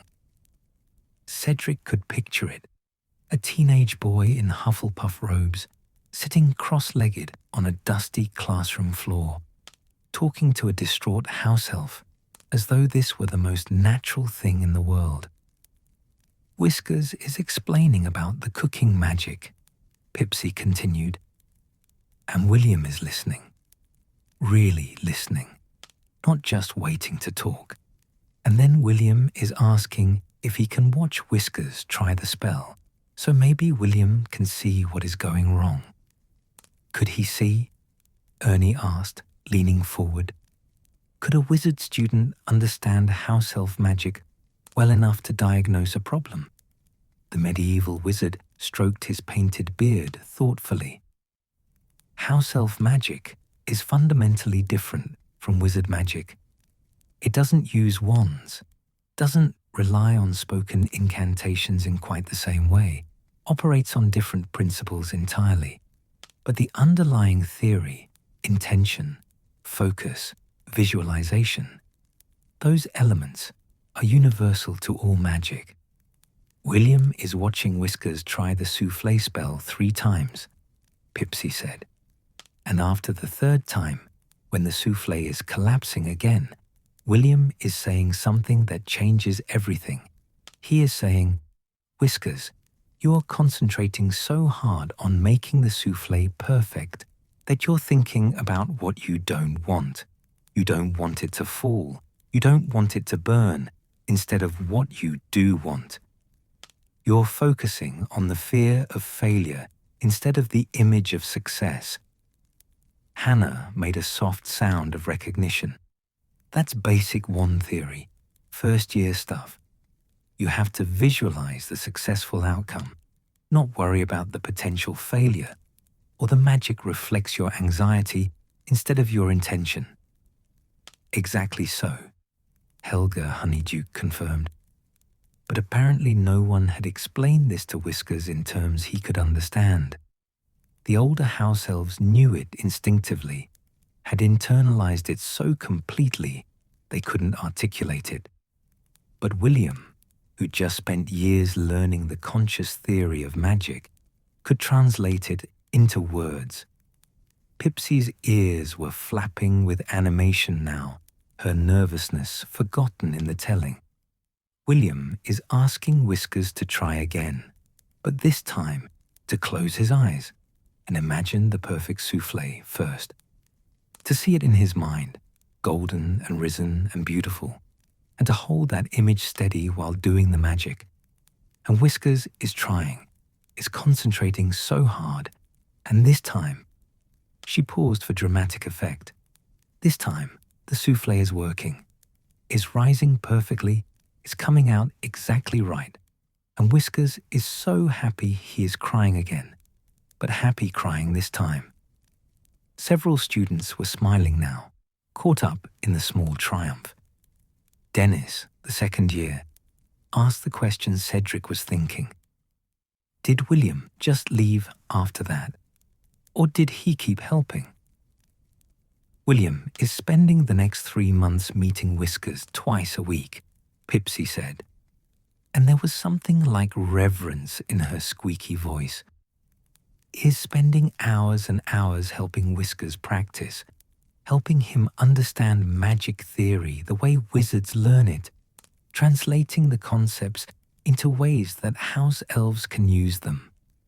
And William is never acting like this is a burden, is never making Whiskers feel bad for needing help, is treating the whole thing like they is colleagues working together, like Whiskers' success is mattering just as much as William's own grades. That would have taken considerable time, Cornelius Finch-Hatton observed from his frame, his stern features thoughtful. Time away from studies, from friends, from the usual pursuits of 15-year-old boys. Did it affect his academic performance? The young wizard with spectacles consulted whatever source of knowledge painted portraits possessed. William's marks that year were adequate, not brilliant, but sufficient. He passed his OWLs with mostly acceptable and exceeds expectations grades. Nothing that would open doors to prestigious careers, but enough to continue his education. But Whiskers is becoming one of the best cooks in all of Hogwarts, Pipsy said proudly. Is eventually running the kitchens, is teaching other young elves, is being remembered by house elves even now, 47 years later. And Whiskers is always telling younger elves about William Cattermole, about the Hufflepuff student who treated a house elf like his help was worth something, like his success was something to celebrate. The common room had gone very quiet. Cedric felt that uncomfortable twist in his chest again, that recognition of how easy it was to overlook house elves, to take their service for granted, to forget they were individuals with their own struggles and triumphs and dignity. What happened to William? Susan asked softly.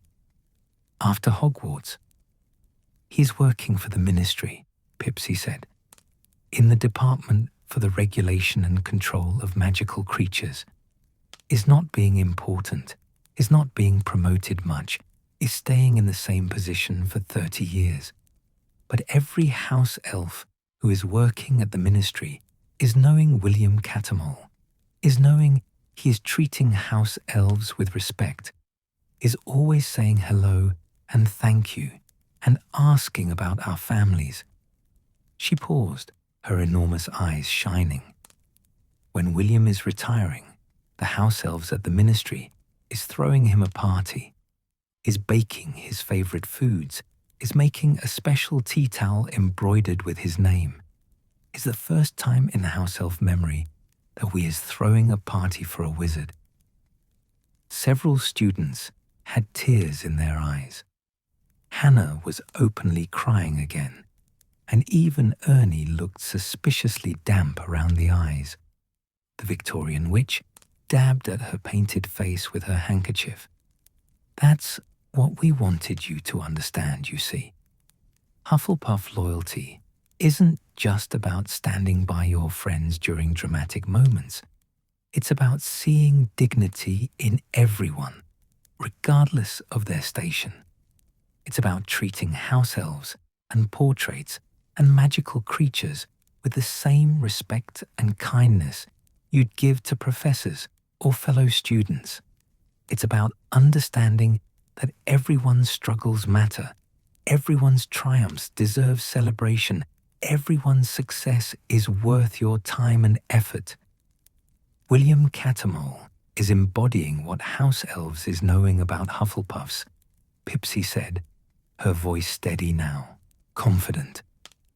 That Hufflepuffs is kind not just to important people, but to everyone. That Hufflepuffs is seeing house elves as people, not as furniture. That Hufflepuffs is, she paused, searching for words, that Hufflepuffs is making the world kinder, one small kindness at a time, even when nobody is watching, even when there is being no reward for it.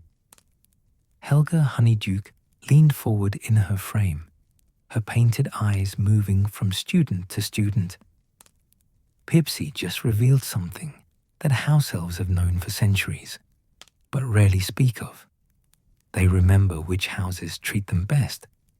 They remember which students see them, speak to them, acknowledge their personhood. And generation after generation, century after century, Hufflepuff is the house that house elves remember most fondly. We is keeping the Hufflepuff fires burning brightest, Pipsy said, and there was no shame in her voice, only pride.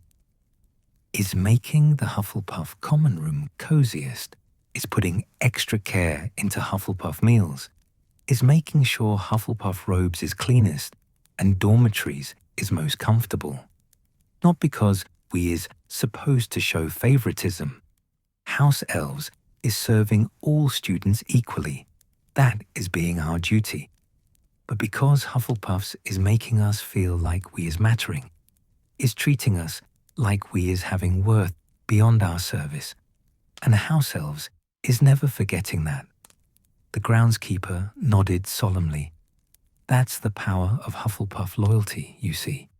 It extends to everyone, not just your own kind, not just your friends and family, not just those who can repay the kindness. William Cattermole spent months helping a house elf master cooking magic, and his reward wasn't better grades or career advancement or recognition from wizards. His reward was knowing he'd helped someone who needed help, and 47 years of house elves remembering his name with fondness. Cedric looked around at his housemates, saw his own thoughts reflected in their faces.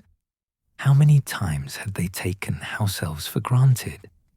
How many opportunities had they missed to acknowledge the work that made their comfortable existence possible? How many times had they failed to live up to the Hufflepuff values they claimed to hold? Pipsy, he said slowly, I'm sorry. I don't think we've been very good at seeing you, at really seeing you. The house elf blinked rapidly, ears flapping with emotion. Young Master Cedric is being very kind, but— No, Hannah interrupted gently. Cedric's right. We've been polite, certainly. We've said thank you. But have we learned your name? Have we asked about your family, your life? What makes you happy beyond serving us? We've been taking the easy path, basic courtesy, instead of the Hufflepuff path, which requires actually caring. Pipsy looked overwhelmed, clutching her tea towel clothing with small, trembling hands. Hufflepuffs is always being kind to Pipsy, is always saying thank you, is always treating house elves better than other houses. Pipsy is not complaining.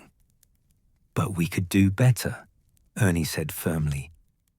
We could be more like William Catamol and less like, well, like students who think saying thank you is sufficient kindness.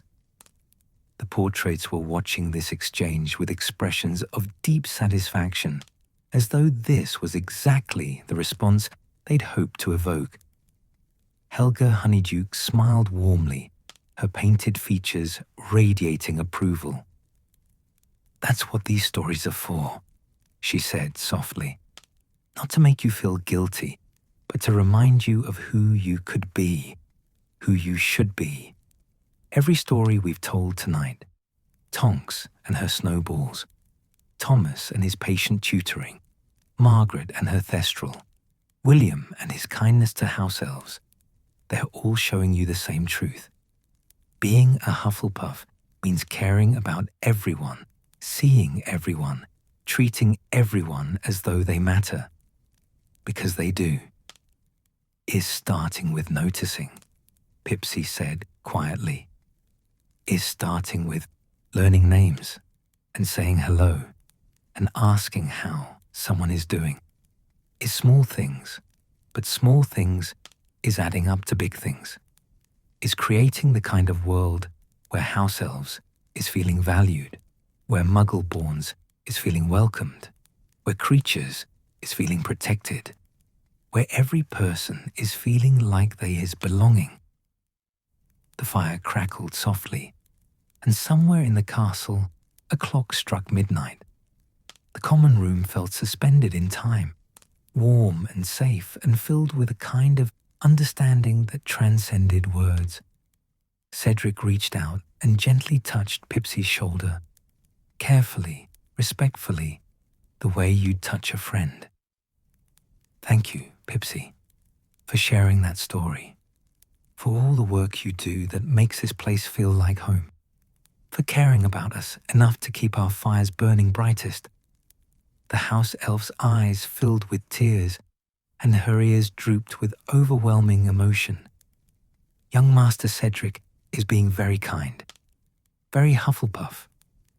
And somehow, in that moment, being called very Hufflepuff felt like the highest compliment Cedric had ever received. The clock had struck midnight, but no one moved to leave.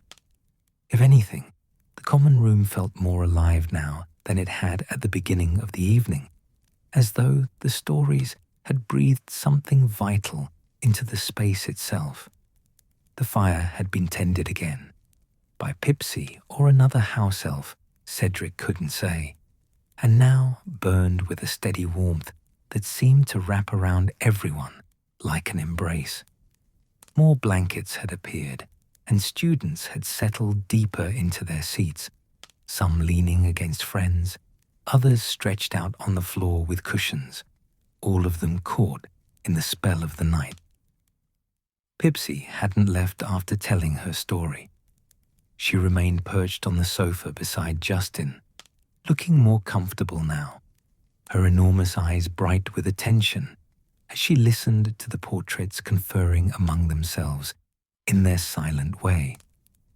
Cedric noticed that several students had shifted closer to her, creating a small protective circle that included the house elf as naturally as it included anyone else. It was a small thing, but it felt significant, the beginning of a change in how they saw the world around them. Helga Honeyduke had been quiet for several minutes, her painted gaze moving thoughtfully around the room, assessing, considering. Finally, she leaned forward slightly in her frame, and the subtle movement drew everyone's attention as effectively as a spoken word. "We've told you stories from across the generations," she said, her voice warm but serious. "Tales from the 1920s, the 1880s, the 1940s, the 1980s. Stories of Hufflepuffs who came before you, who set the standard for what this house could be.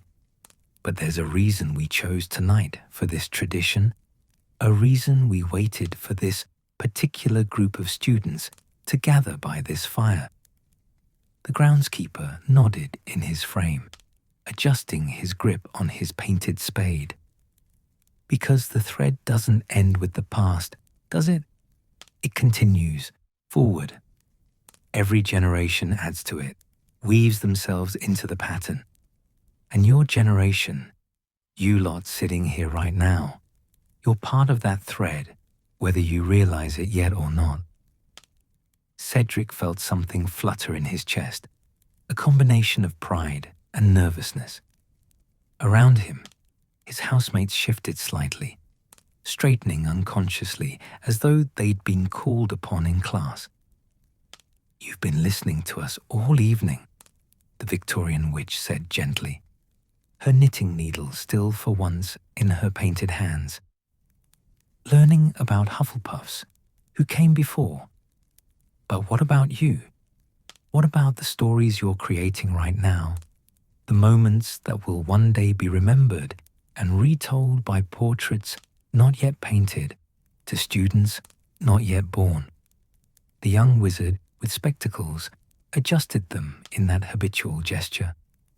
"Every story we've told started as something ordinary, a grey February evening, a struggling student, an injured creature, a crying house elf. None of them seemed particularly significant in the moment, but they became significant because someone chose to act, chose to care, chose to embody Hufflepuff values, even when it was difficult or costly or simply inconvenient. Cornelius Finch-Hatton, the stern wizard from the 1920s, spoke up, his voice carrying unexpected gentleness. "You're creating those moments right now, in your daily lives, in your interactions with housemates and house elves and students from other houses. Small choices that might not seem important, but that ripple outward in ways you can't predict. The question is, when portraits tell stories about your generation 50 years from now, what will they say?" The silence that followed was profound, weighted with possibility and responsibility. Cedric looked at his friends, at Hannah's thoughtful expression, at Ernie's determined set to his jaw, at Justin's quiet contemplation. He thought about the younger students scattered around the room, about Susan Bones and the third years and Dennis the second year, all of them absorbing these stories, all of them being shaped by this night. Helga Honeyduke's painted eyes found Cedric's and held them. "You're a prefect, Cedric Diggory. 5th year, well-liked, respected by your peers. People notice what you do, how you treat others, what you value. So I'm going to ask you directly, do you have a story? Something that happened recently, something that might seem small or ordinary, but that represents what Hufflepuff means to you." Cedric's first instinct was to deflect, to say he hadn't done anything worth remembering, certainly nothing comparable to the grand tales they'd heard tonight. But as he opened his mouth to say so, he caught sight of Pipsy, watching him with those enormous eyes, and he remembered what she'd said. It's starting with noticing. It's starting with learning names and saying hello and asking how someone is doing. It's small things, but small things is adding up to big things. Small things. Maybe that was the point. He took a breath, gathering his thoughts.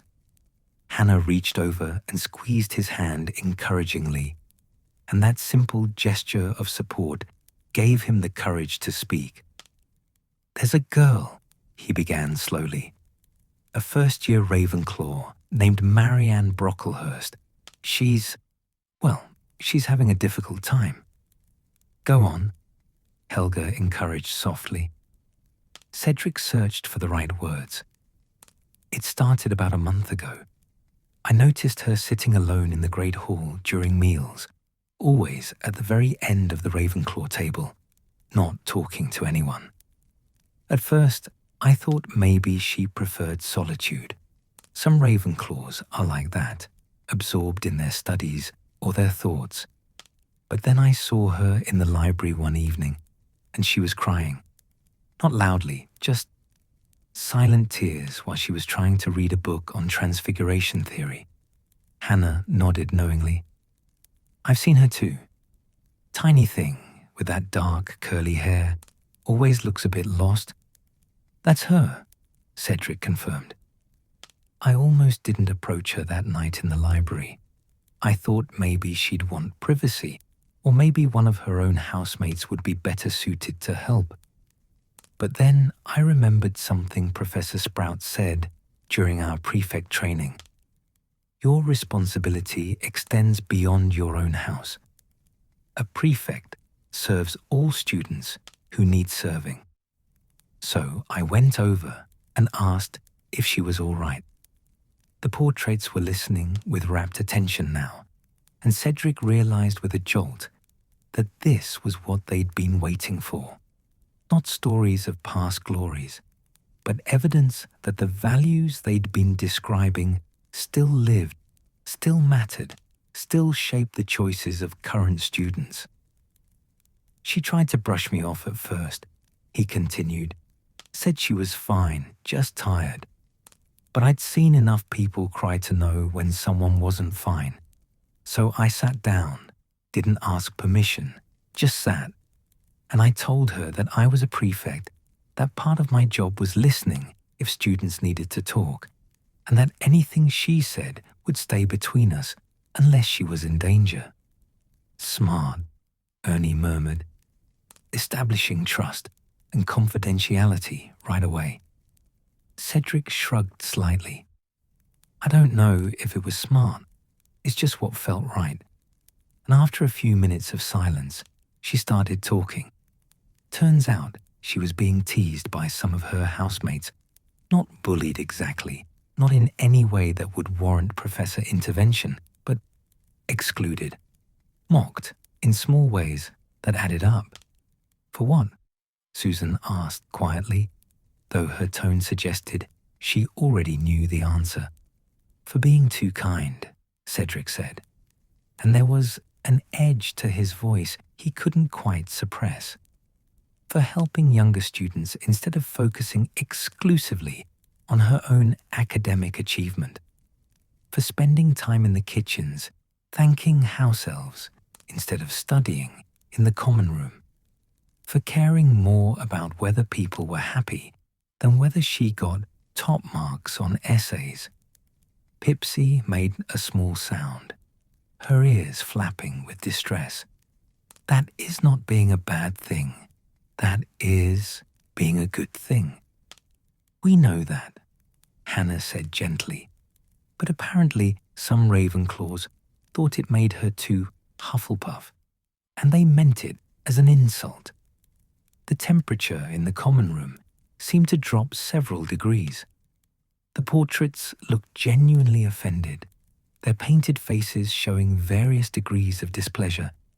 Even Helga Honeyduke, usually so serene, had tightened her painted lips into a thin line.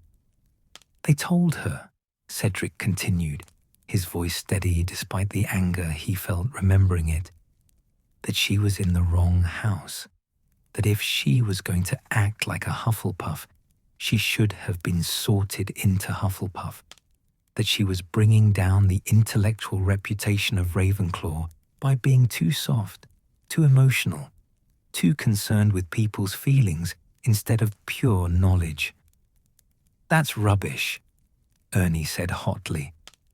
Intelligence and kindness aren't mutually exclusive. Some of the most brilliant witches and wizards in history were also deeply compassionate people. The medieval wizard nodded approvingly in his frame. Well said, young man. The rivalry between houses is meant to be friendly competition, not an excuse for cruelty or narrow-minded stereotyping. What did you do? The Victorian witch asked Cedric, her knitting forgotten. How did you help her? Cedric had to think back, to reconstruct the conversation that had unfolded in the library that night. I told her that houses are just categories, not definitions. That the sorting hat doesn't make mistakes, but it also doesn't limit who you can be. I told her that being kind and being intelligent weren't opposites, and that anyone who thought otherwise was revealing their own narrow thinking, not her flaws. But that wasn't enough, was it? Helga Honeyduke said, reading his expression. Words of comfort are valuable, but they don't solve the underlying problem. No, Cedric admitted. She was still isolated, still being made to feel wrong for who she was. So He paused, suddenly uncertain whether what he'd done was worth sharing, whether it measured up to the stories of Tonks and Thomas Greengrass and William Catamol. So you what? Dennis prompted eagerly from his spot on the floor. So I invited her to study with us, Cedric said simply. Me, Hannah, Ernie, Justin, our usual study group. I told her that we met 3 evenings a week in the common room or the library, and that she was welcome to join us, that we'd help each other with homework, quiz each other for exams, and generally support each other through the academic chaos of Hogwarts. Hannah smiled, remembering. She was terrified at first, showed up that first evening, looking like she expected us to tell her it had been a joke, that Hufflepuffs didn't actually want a Ravenclaw intruding on their study sessions. But we did want her, Justin added, speaking up for the first time in a while. I'm Muggle-born, remember. I know what it feels like to be told you don't belong, that you're not enough of something to deserve your place.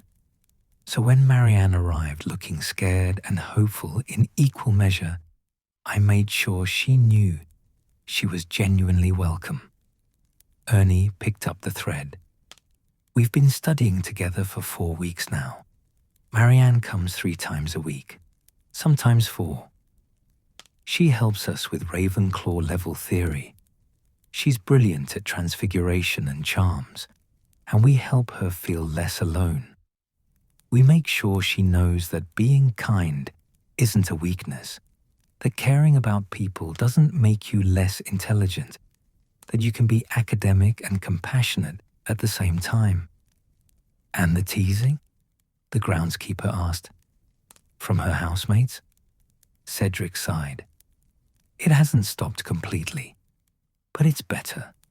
Partly because Marianne seems more confident now. She has friends. She has a place to belong, even if it's not her own common room. And partly because he hesitated, then decided to be honest.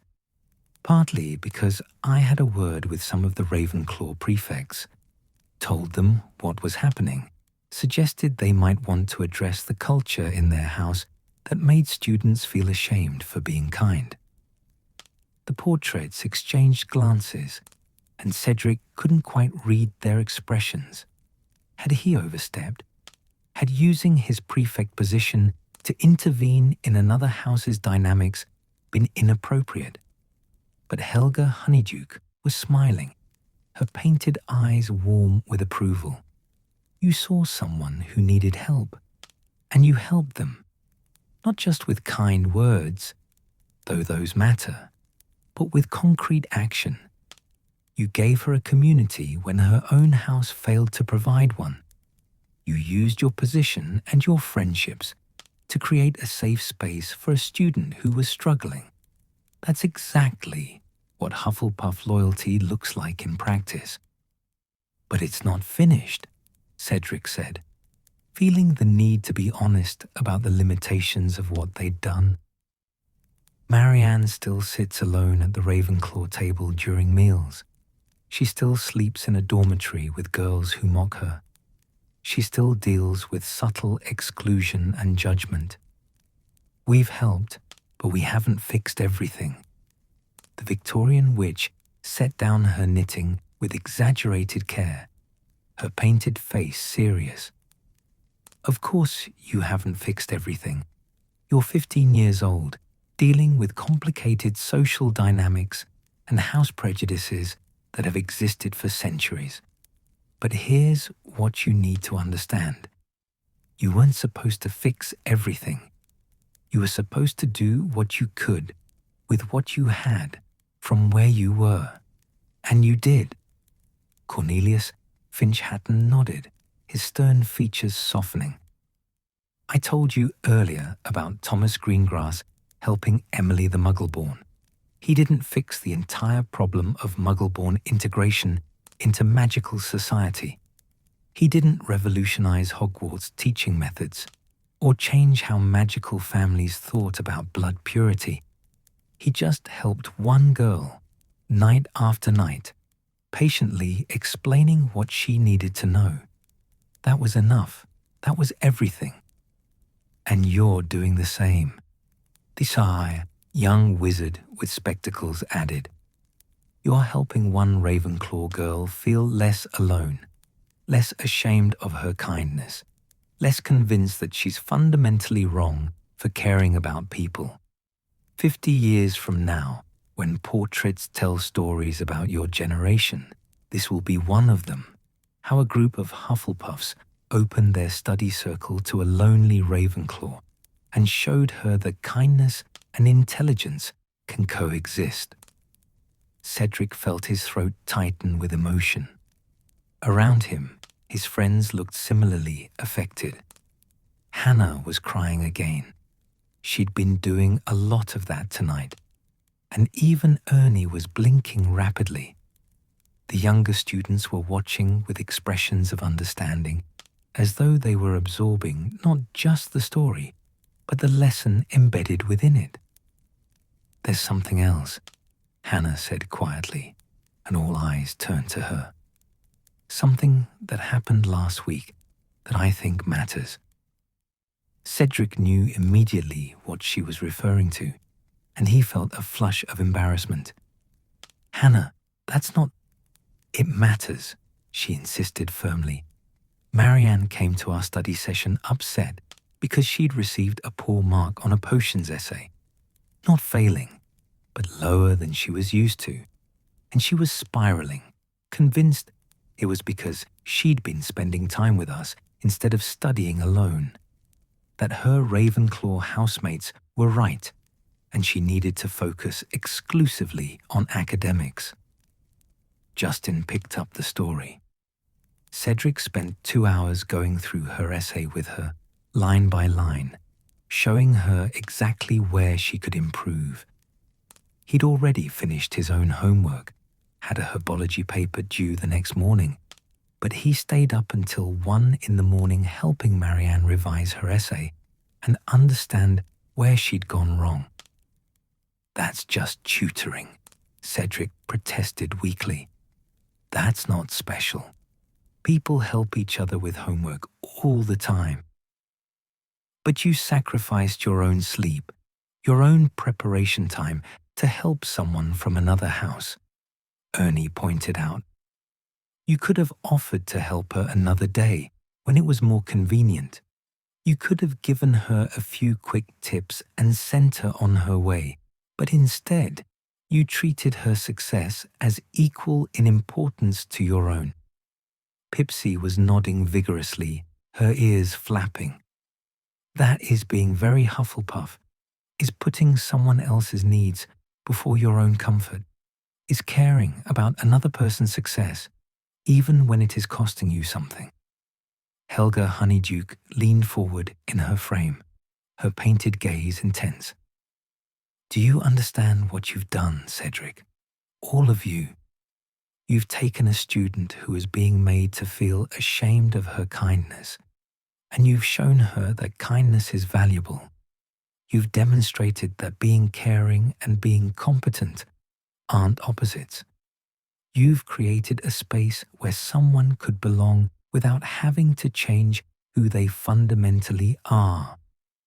And more than that, the groundskeeper added, you've shown younger students, like Dennis here, like the third years, like everyone who's listening to this story right now, that this is what Hufflepuffs do.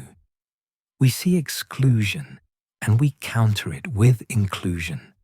We see someone being told they're wrong for being kind, and we show them that kindness is actually the rightest thing there is. The medieval wizard stroked his painted beard thoughtfully. In 50 years, when new students sit by this fire and the portraits tell stories of your generation, we'll tell them about Cedric Diggory and his friends, about how they welcomed a lonely Ravenclaw into their study group and refused to accept that houses should divide rather than unite, about how they embodied Hufflepuff values not through grand gestures, but through steady, consistent kindness offered week after week without expectation of reward or recognition.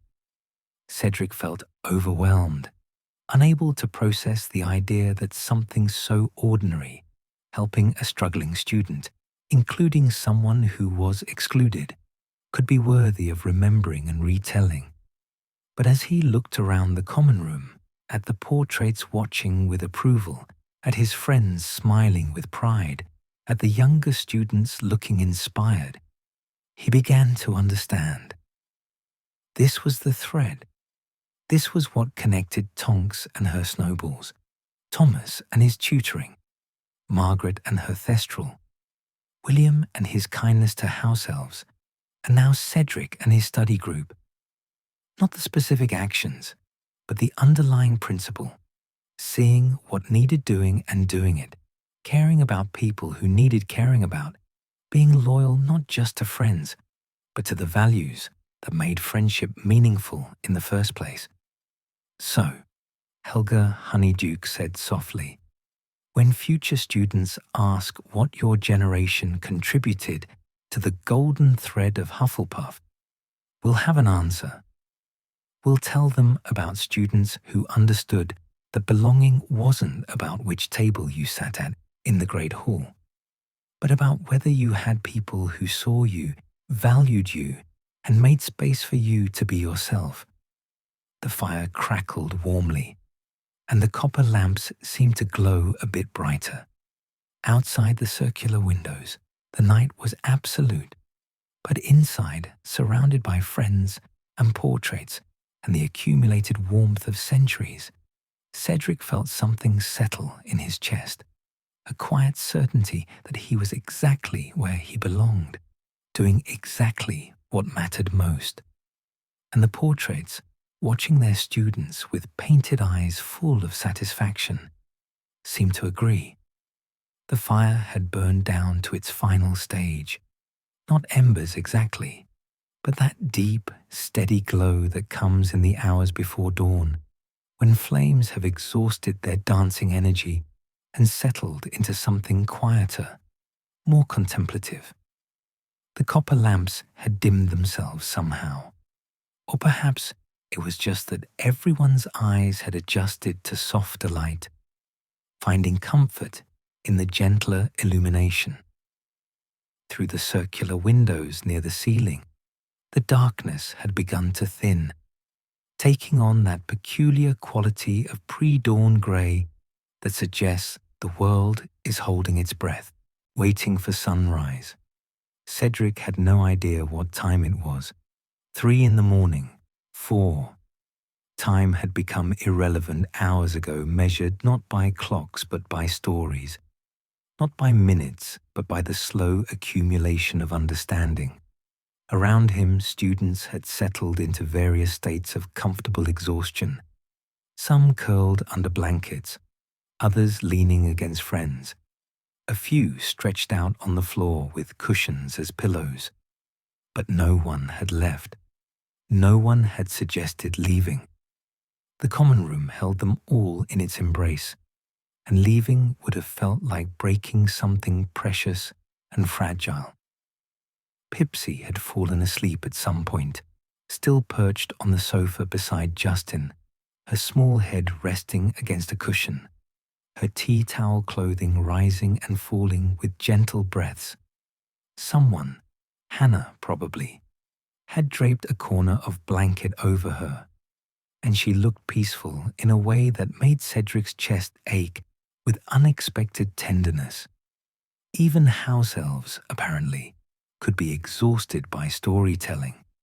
The portraits had grown quieter too, their painted faces reflecting a satisfaction that went beyond mere contentment. They looked like people who'd accomplished something important, who'd passed on knowledge that mattered, who'd connected past and present in a way that would echo into the future. It was Helga Honeyduke who finally broke the companionable silence. Her voice was softer than it had been all evening, gentle as the fading firelight. "The night is nearly over," she said, and there was something bittersweet in her tone. "Dawn is coming, and with it, the return to ordinary time, classes and homework and all the usual rhythms of Hogwarts life. But before we release you back to that world, there's one more thing that needs saying." The students, who'd been dozing, sat up slightly, attention focusing. Cedric straightened in his chair, Hannah's hand finding his again in that gesture that had become habit over the course of the night. The Victorian witch set aside her knitting with finality, folding her painted hands in her lap. "We've told you stories tonight, some dramatic, some quiet, all of them true. Stories spanning centuries, connecting generations, showing you the thread that runs through Hufflepuff House from its founding to this very moment. But the question is, what do you do with these stories now? You can't just listen and forget," the groundskeeper added, his Scottish accent somehow more pronounced in the pre-dawn quiet. "Stories aren't meant to be entertainment, not these kinds of stories. They're meant to be instructions, templates, reminders of who you could be if you chose." Cornelius Finch Hatton, the stern wizard from the 1920s, leaned forward in his frame. "When I was alive, I wasted years being insufferable, convinced that academic excellence was all that mattered. I watched Thomas Greengrass sacrifice his own advancement to help a struggling muggle-born, and I thought him foolish. I dismissed his choice as weakness rather than recognizing it as the truest form of strength. His painted face was grave, regretful. I learned better eventually, but too late to change how I'd lived. You don't have that excuse. You've heard these stories now. You know what Hufflepuff loyalty really means, what it asks of you, what it offers in return. The question is whether you'll let that knowledge change you." The medieval wizard gestured broadly with one painted hand. "Every story we've shared tonight has a common thread. Not coincidentally, the same thread we've been discussing all evening. The golden thread of Hufflepuff loyalty, running through centuries, connecting every student who ever chose kindness over convenience, community over personal glory, steady dedication over flashy brilliance." "And you," Helga Honeyduke said, her eyes moving from face to face, "every single one of you sitting here right now, you're part of that thread. Whether you realize it or not, whether you intended it or not, you've woven yourselves into it." Cedric and his friends welcoming a lonely Ravenclaw. The rest of you listening tonight, absorbing these lessons, considering how you might embody them. Even Pipsy sleeping there so trustingly among students who've learned to truly see her. That's part of the thread too. Susan Bones spoke up, her voice thoughtful in the dim light. But the thread isn't automatic, is it? You have to choose to be part of it. You have to actively decide to act like a Hufflepuff, not just be sorted into Hufflepuff. The young wizard with spectacles smiled approvingly. Exactly right. The sorting hat placed you here because it saw the potential for these qualities in you. Loyalty, dedication, fairness, kindness. But potential isn't the same as actuality. You have to choose every day in small moments and large ones to live according to those values. And it won't always be easy, the Victorian witch added honestly. Sometimes being loyal means sacrificing study time to help a struggling friend. Sometimes being kind means including someone who makes your life more complicated. Sometimes being fair means standing up to injustice, even when it's unpopular. Sometimes working hard means doing things that won't earn you points or recognition or advancement. Ernie shifted in his seat, his prefect's mind clearly working through implications. So the stories aren't just about celebrating past Hufflepuffs. They're about challenging us to be better current Hufflepuffs. And future Hufflepuffs, Hannah added quietly. Because if we live these values now, if we make choices that embody Hufflepuff loyalty, then 50 years from now, the portraits will tell our stories to students who haven't been born yet. We'll become part of the tradition we've been learning about tonight. The groundskeeper nodded enthusiastically. Now you're understanding it, lass. That's the power of the thread. It's not just historical, it's living. Every generation that honors it adds to its strength, makes it more visible, passes it forward with greater clarity. But every generation that ignores it, that treats house values as empty words rather than lived principles, weakens it.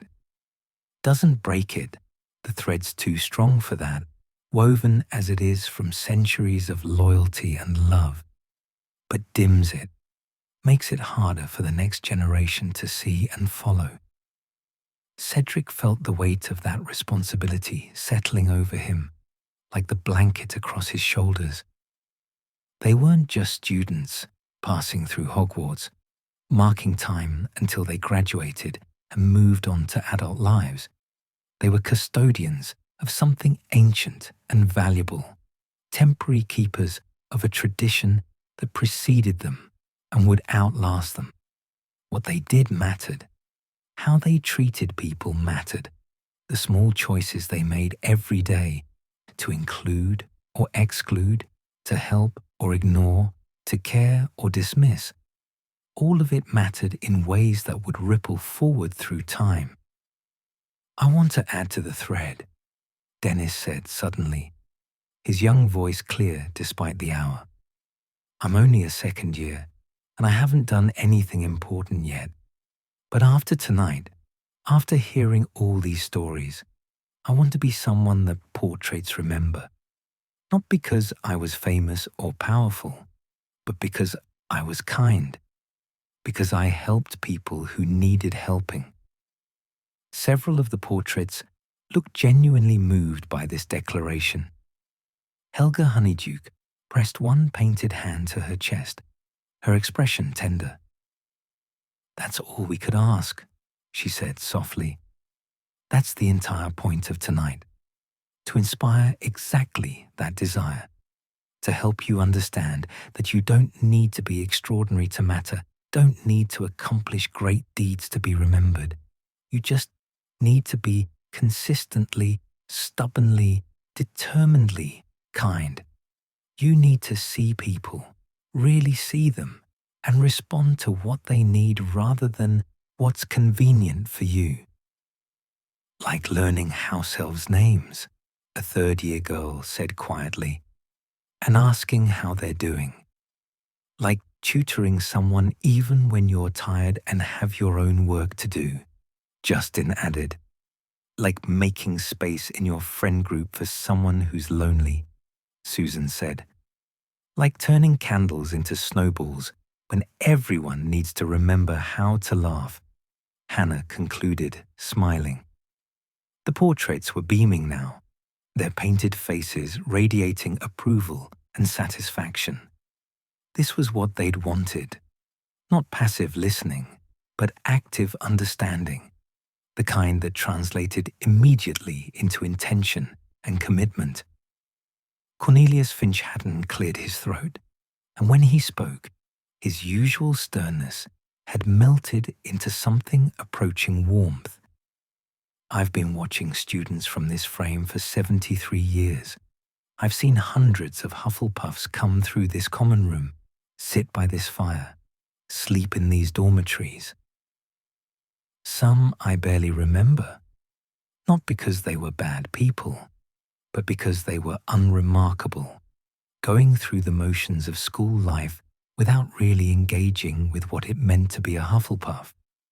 But others, he paused, and his painted eyes grew distant with memory. Others I remember vividly, decades later.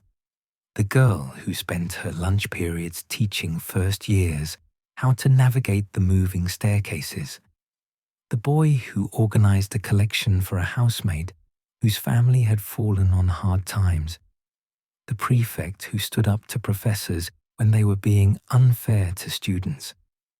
Those are the ones who added to the thread, who made it stronger and more visible.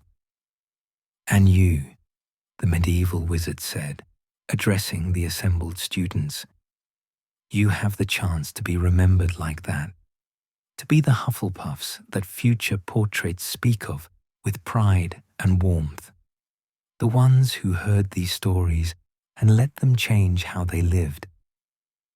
The Victorian witch picked up her knitting again, her needles beginning to move in a gentle rhythm. It starts tomorrow, or today, rather, since dawn is coming. It starts when you go to breakfast and take a moment to thank the house elves by name. When you notice a student sitting alone and invite them to join you. When you help someone struggling with homework, even though you're tired. When you stand up for someone being mocked or excluded. When you choose kindness over convenience, every single time the choice presents itself. That's a lot of choices, Dennis observed, sounding slightly overwhelmed. Helga Honeydew smiled gently. It is, but here's the secret. It gets easier with practice. The first time you choose kindness over convenience, it feels difficult, almost painful. But the second time is slightly easier. The 10th time, easier still. Eventually, it becomes habit, then character, then simply who you are. That's how the thread works. It's not built from occasional grand gestures, but from daily small choices that accumulate into something larger than yourself. Outside the circular windows, the grey had definitely lightened. Dawn wasn't far off now, the sun preparing to paint the grounds in morning gold. Cedric could feel the night ending, could sense the spell of the storytelling beginning to lift, reality preparing to reassert itself with all its demands and complications. But something had changed. He'd entered this common room yesterday evening as a student, a good student, a kind student, but ultimately just one of many moving through Hogwarts. He would leave it this morning as something more, a keeper of tradition, a link in a golden chain, someone who understood that his choices mattered not just for himself, but for everyone who came after. Before you go, Helga Honeydew said, and there was a finality in her tone that suggested this truly was the last thing. I want to tell you what I see when I look at you all right now. The common room fell silent, everyone listening with the focused attention they'd maintained throughout the night. I see tired students, she began, and several people smiled ruefully. I see fifth years who should probably get at least an hour of sleep before breakfast. I see younger students who'll struggle to stay awake in morning classes. But more than that, I see Hufflepuffs who understand what that word really means. I see students who've connected with their house history, who've learned that they're part of something ancient and ongoing and beautiful. I see people who walk out of this common room carrying not just their homework and their wands, but the weight and the gift of knowing exactly who they could choose to be. The groundskeeper stood in his frame, shouldering his painted spade. You're the inheritors of a tradition built by people like Tonks and Thomas Greengrass, and Margaret and William Catamole, and hundreds of others whose names we've forgotten, but whose kindness we remember. You're the current keepers of the golden thread, and someday, if you live these values truly, you'll be the ancestors that future portraits speak of, the ones who kept the tradition alive and passed it forward stronger than you found it. Through the windows, the first rays of actual sunlight broke through, painting the grass outside in shades of amber and rose. The fire in the hearth seemed to recognize this, settling even lower, its work for the night complete. Around the room, students began to stir, stretching stiff muscles, folding blankets, preparing reluctantly to return to their dormitories for whatever sleep they could get before classes began. Pipsy woke with a small start, her enormous eyes blinking in confusion before memory returned.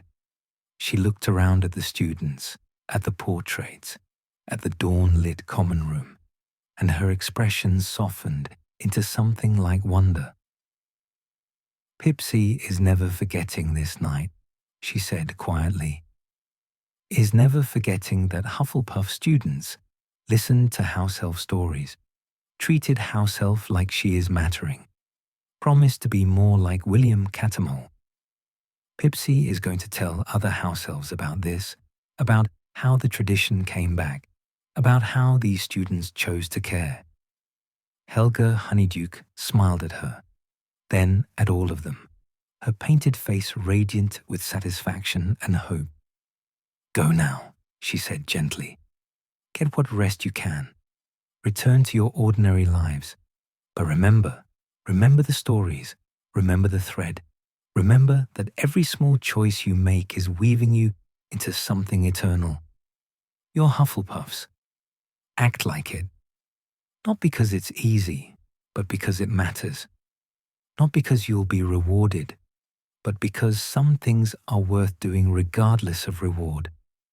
Not because everyone will notice, but because the people who need help will notice. And that's enough. One by one, students began moving toward the dormitory staircases. Some paused to touch the portraits gently, a gesture of gratitude and connection. Others stopped by the fire, warming their hands one last time before facing the day. Cedric hung back, waiting until most had gone, wanting to savor these final moments. Hannah stood beside him, and Ernie and Justin flanked them, the four friends forming a small unit as they so often did. They looked at each other, and Cedric saw his own thoughts reflected in their faces. Exhaustion, yes, but also determination, understanding, purpose. We're going to do this, Ernie said quietly, and it wasn't a question. We're going to be the Hufflepuffs the portraits talk about in 50 years, Hannah agreed. We're going to add to the thread, Justin concluded. Cedric nodded, feeling the rightness of it settle into his bones. Together, the way Hufflepuffs always do things. Together. They turned toward the dormitory stairs, but before they'd taken 3 steps, Helga Honeydew called out softly, "Cedric Diggory." He turned back, meeting her painted eyes across the dawn-lit common room. "One day," she said, and her voice carried a weight of certainty that transcended the limitations of paint and canvas. "You'll sit by a different fire, in a different place, and you'll tell these stories to people who need to hear them. You'll pass forward what you learned tonight, and the thread will continue, golden and unbroken, into futures we can only imagine. That's your destiny, dear boy. Not fame or glory or any of the things the world values, but the quiet certainty that you helped keep something beautiful alive. Remember that, especially when things get difficult, when the world seems dark, when loyalty and kindness seem like luxuries you can't afford. Remember this night, and remember that you're part of something eternal." Cedric felt his throat tighten with emotion too large for words. He managed a nod, a gesture of understanding and acceptance and gratitude. And then he followed his friends up the stairs toward the dormitories, toward whatever sleep they could claim, toward the ordinary, extraordinary life of being a Hufflepuff who finally understood what that meant. Behind them, the portraits settled into peaceful silence, their work complete. The fire burned its last, giving way to morning sunlight that streamed through the circular windows, painting everything gold. And in that light, if you knew to look for it, you could almost see it. The golden thread of Hufflepuff loyalty, woven through centuries, connecting past to present to future, binding together everyone who'd ever chosen kindness over convenience, loyalty over glory, steady love over flashy brilliance. The thread held. It always had. It always would. And on that November morning, as tired students climbed into their beds and portraits dozed in their frames, and a house elf made her way back to the kitchens, carrying the memory of being truly seen, the Hufflepuff common room felt exactly what it had always been meant to be, home. Not because of the comfortable furniture, or the warm fire, or the copper-lit coziness, but because of what happened here, what was passed on here, what was remembered and honored and lived here. Home, where every generation learned the same eternal truth, that loyalty was magic, that kindness was power, that choosing to care was the bravest and most important thing any witch or wizard could do. The portraits smiled in their frames. The sunlight grew stronger, and somewhere in the castle above, the rest of Hogwarts began to wake. But in the Hufflepuff common room, the real magic, the kind that changed hearts and connected souls and wove golden threads through time, that magic was just beginning.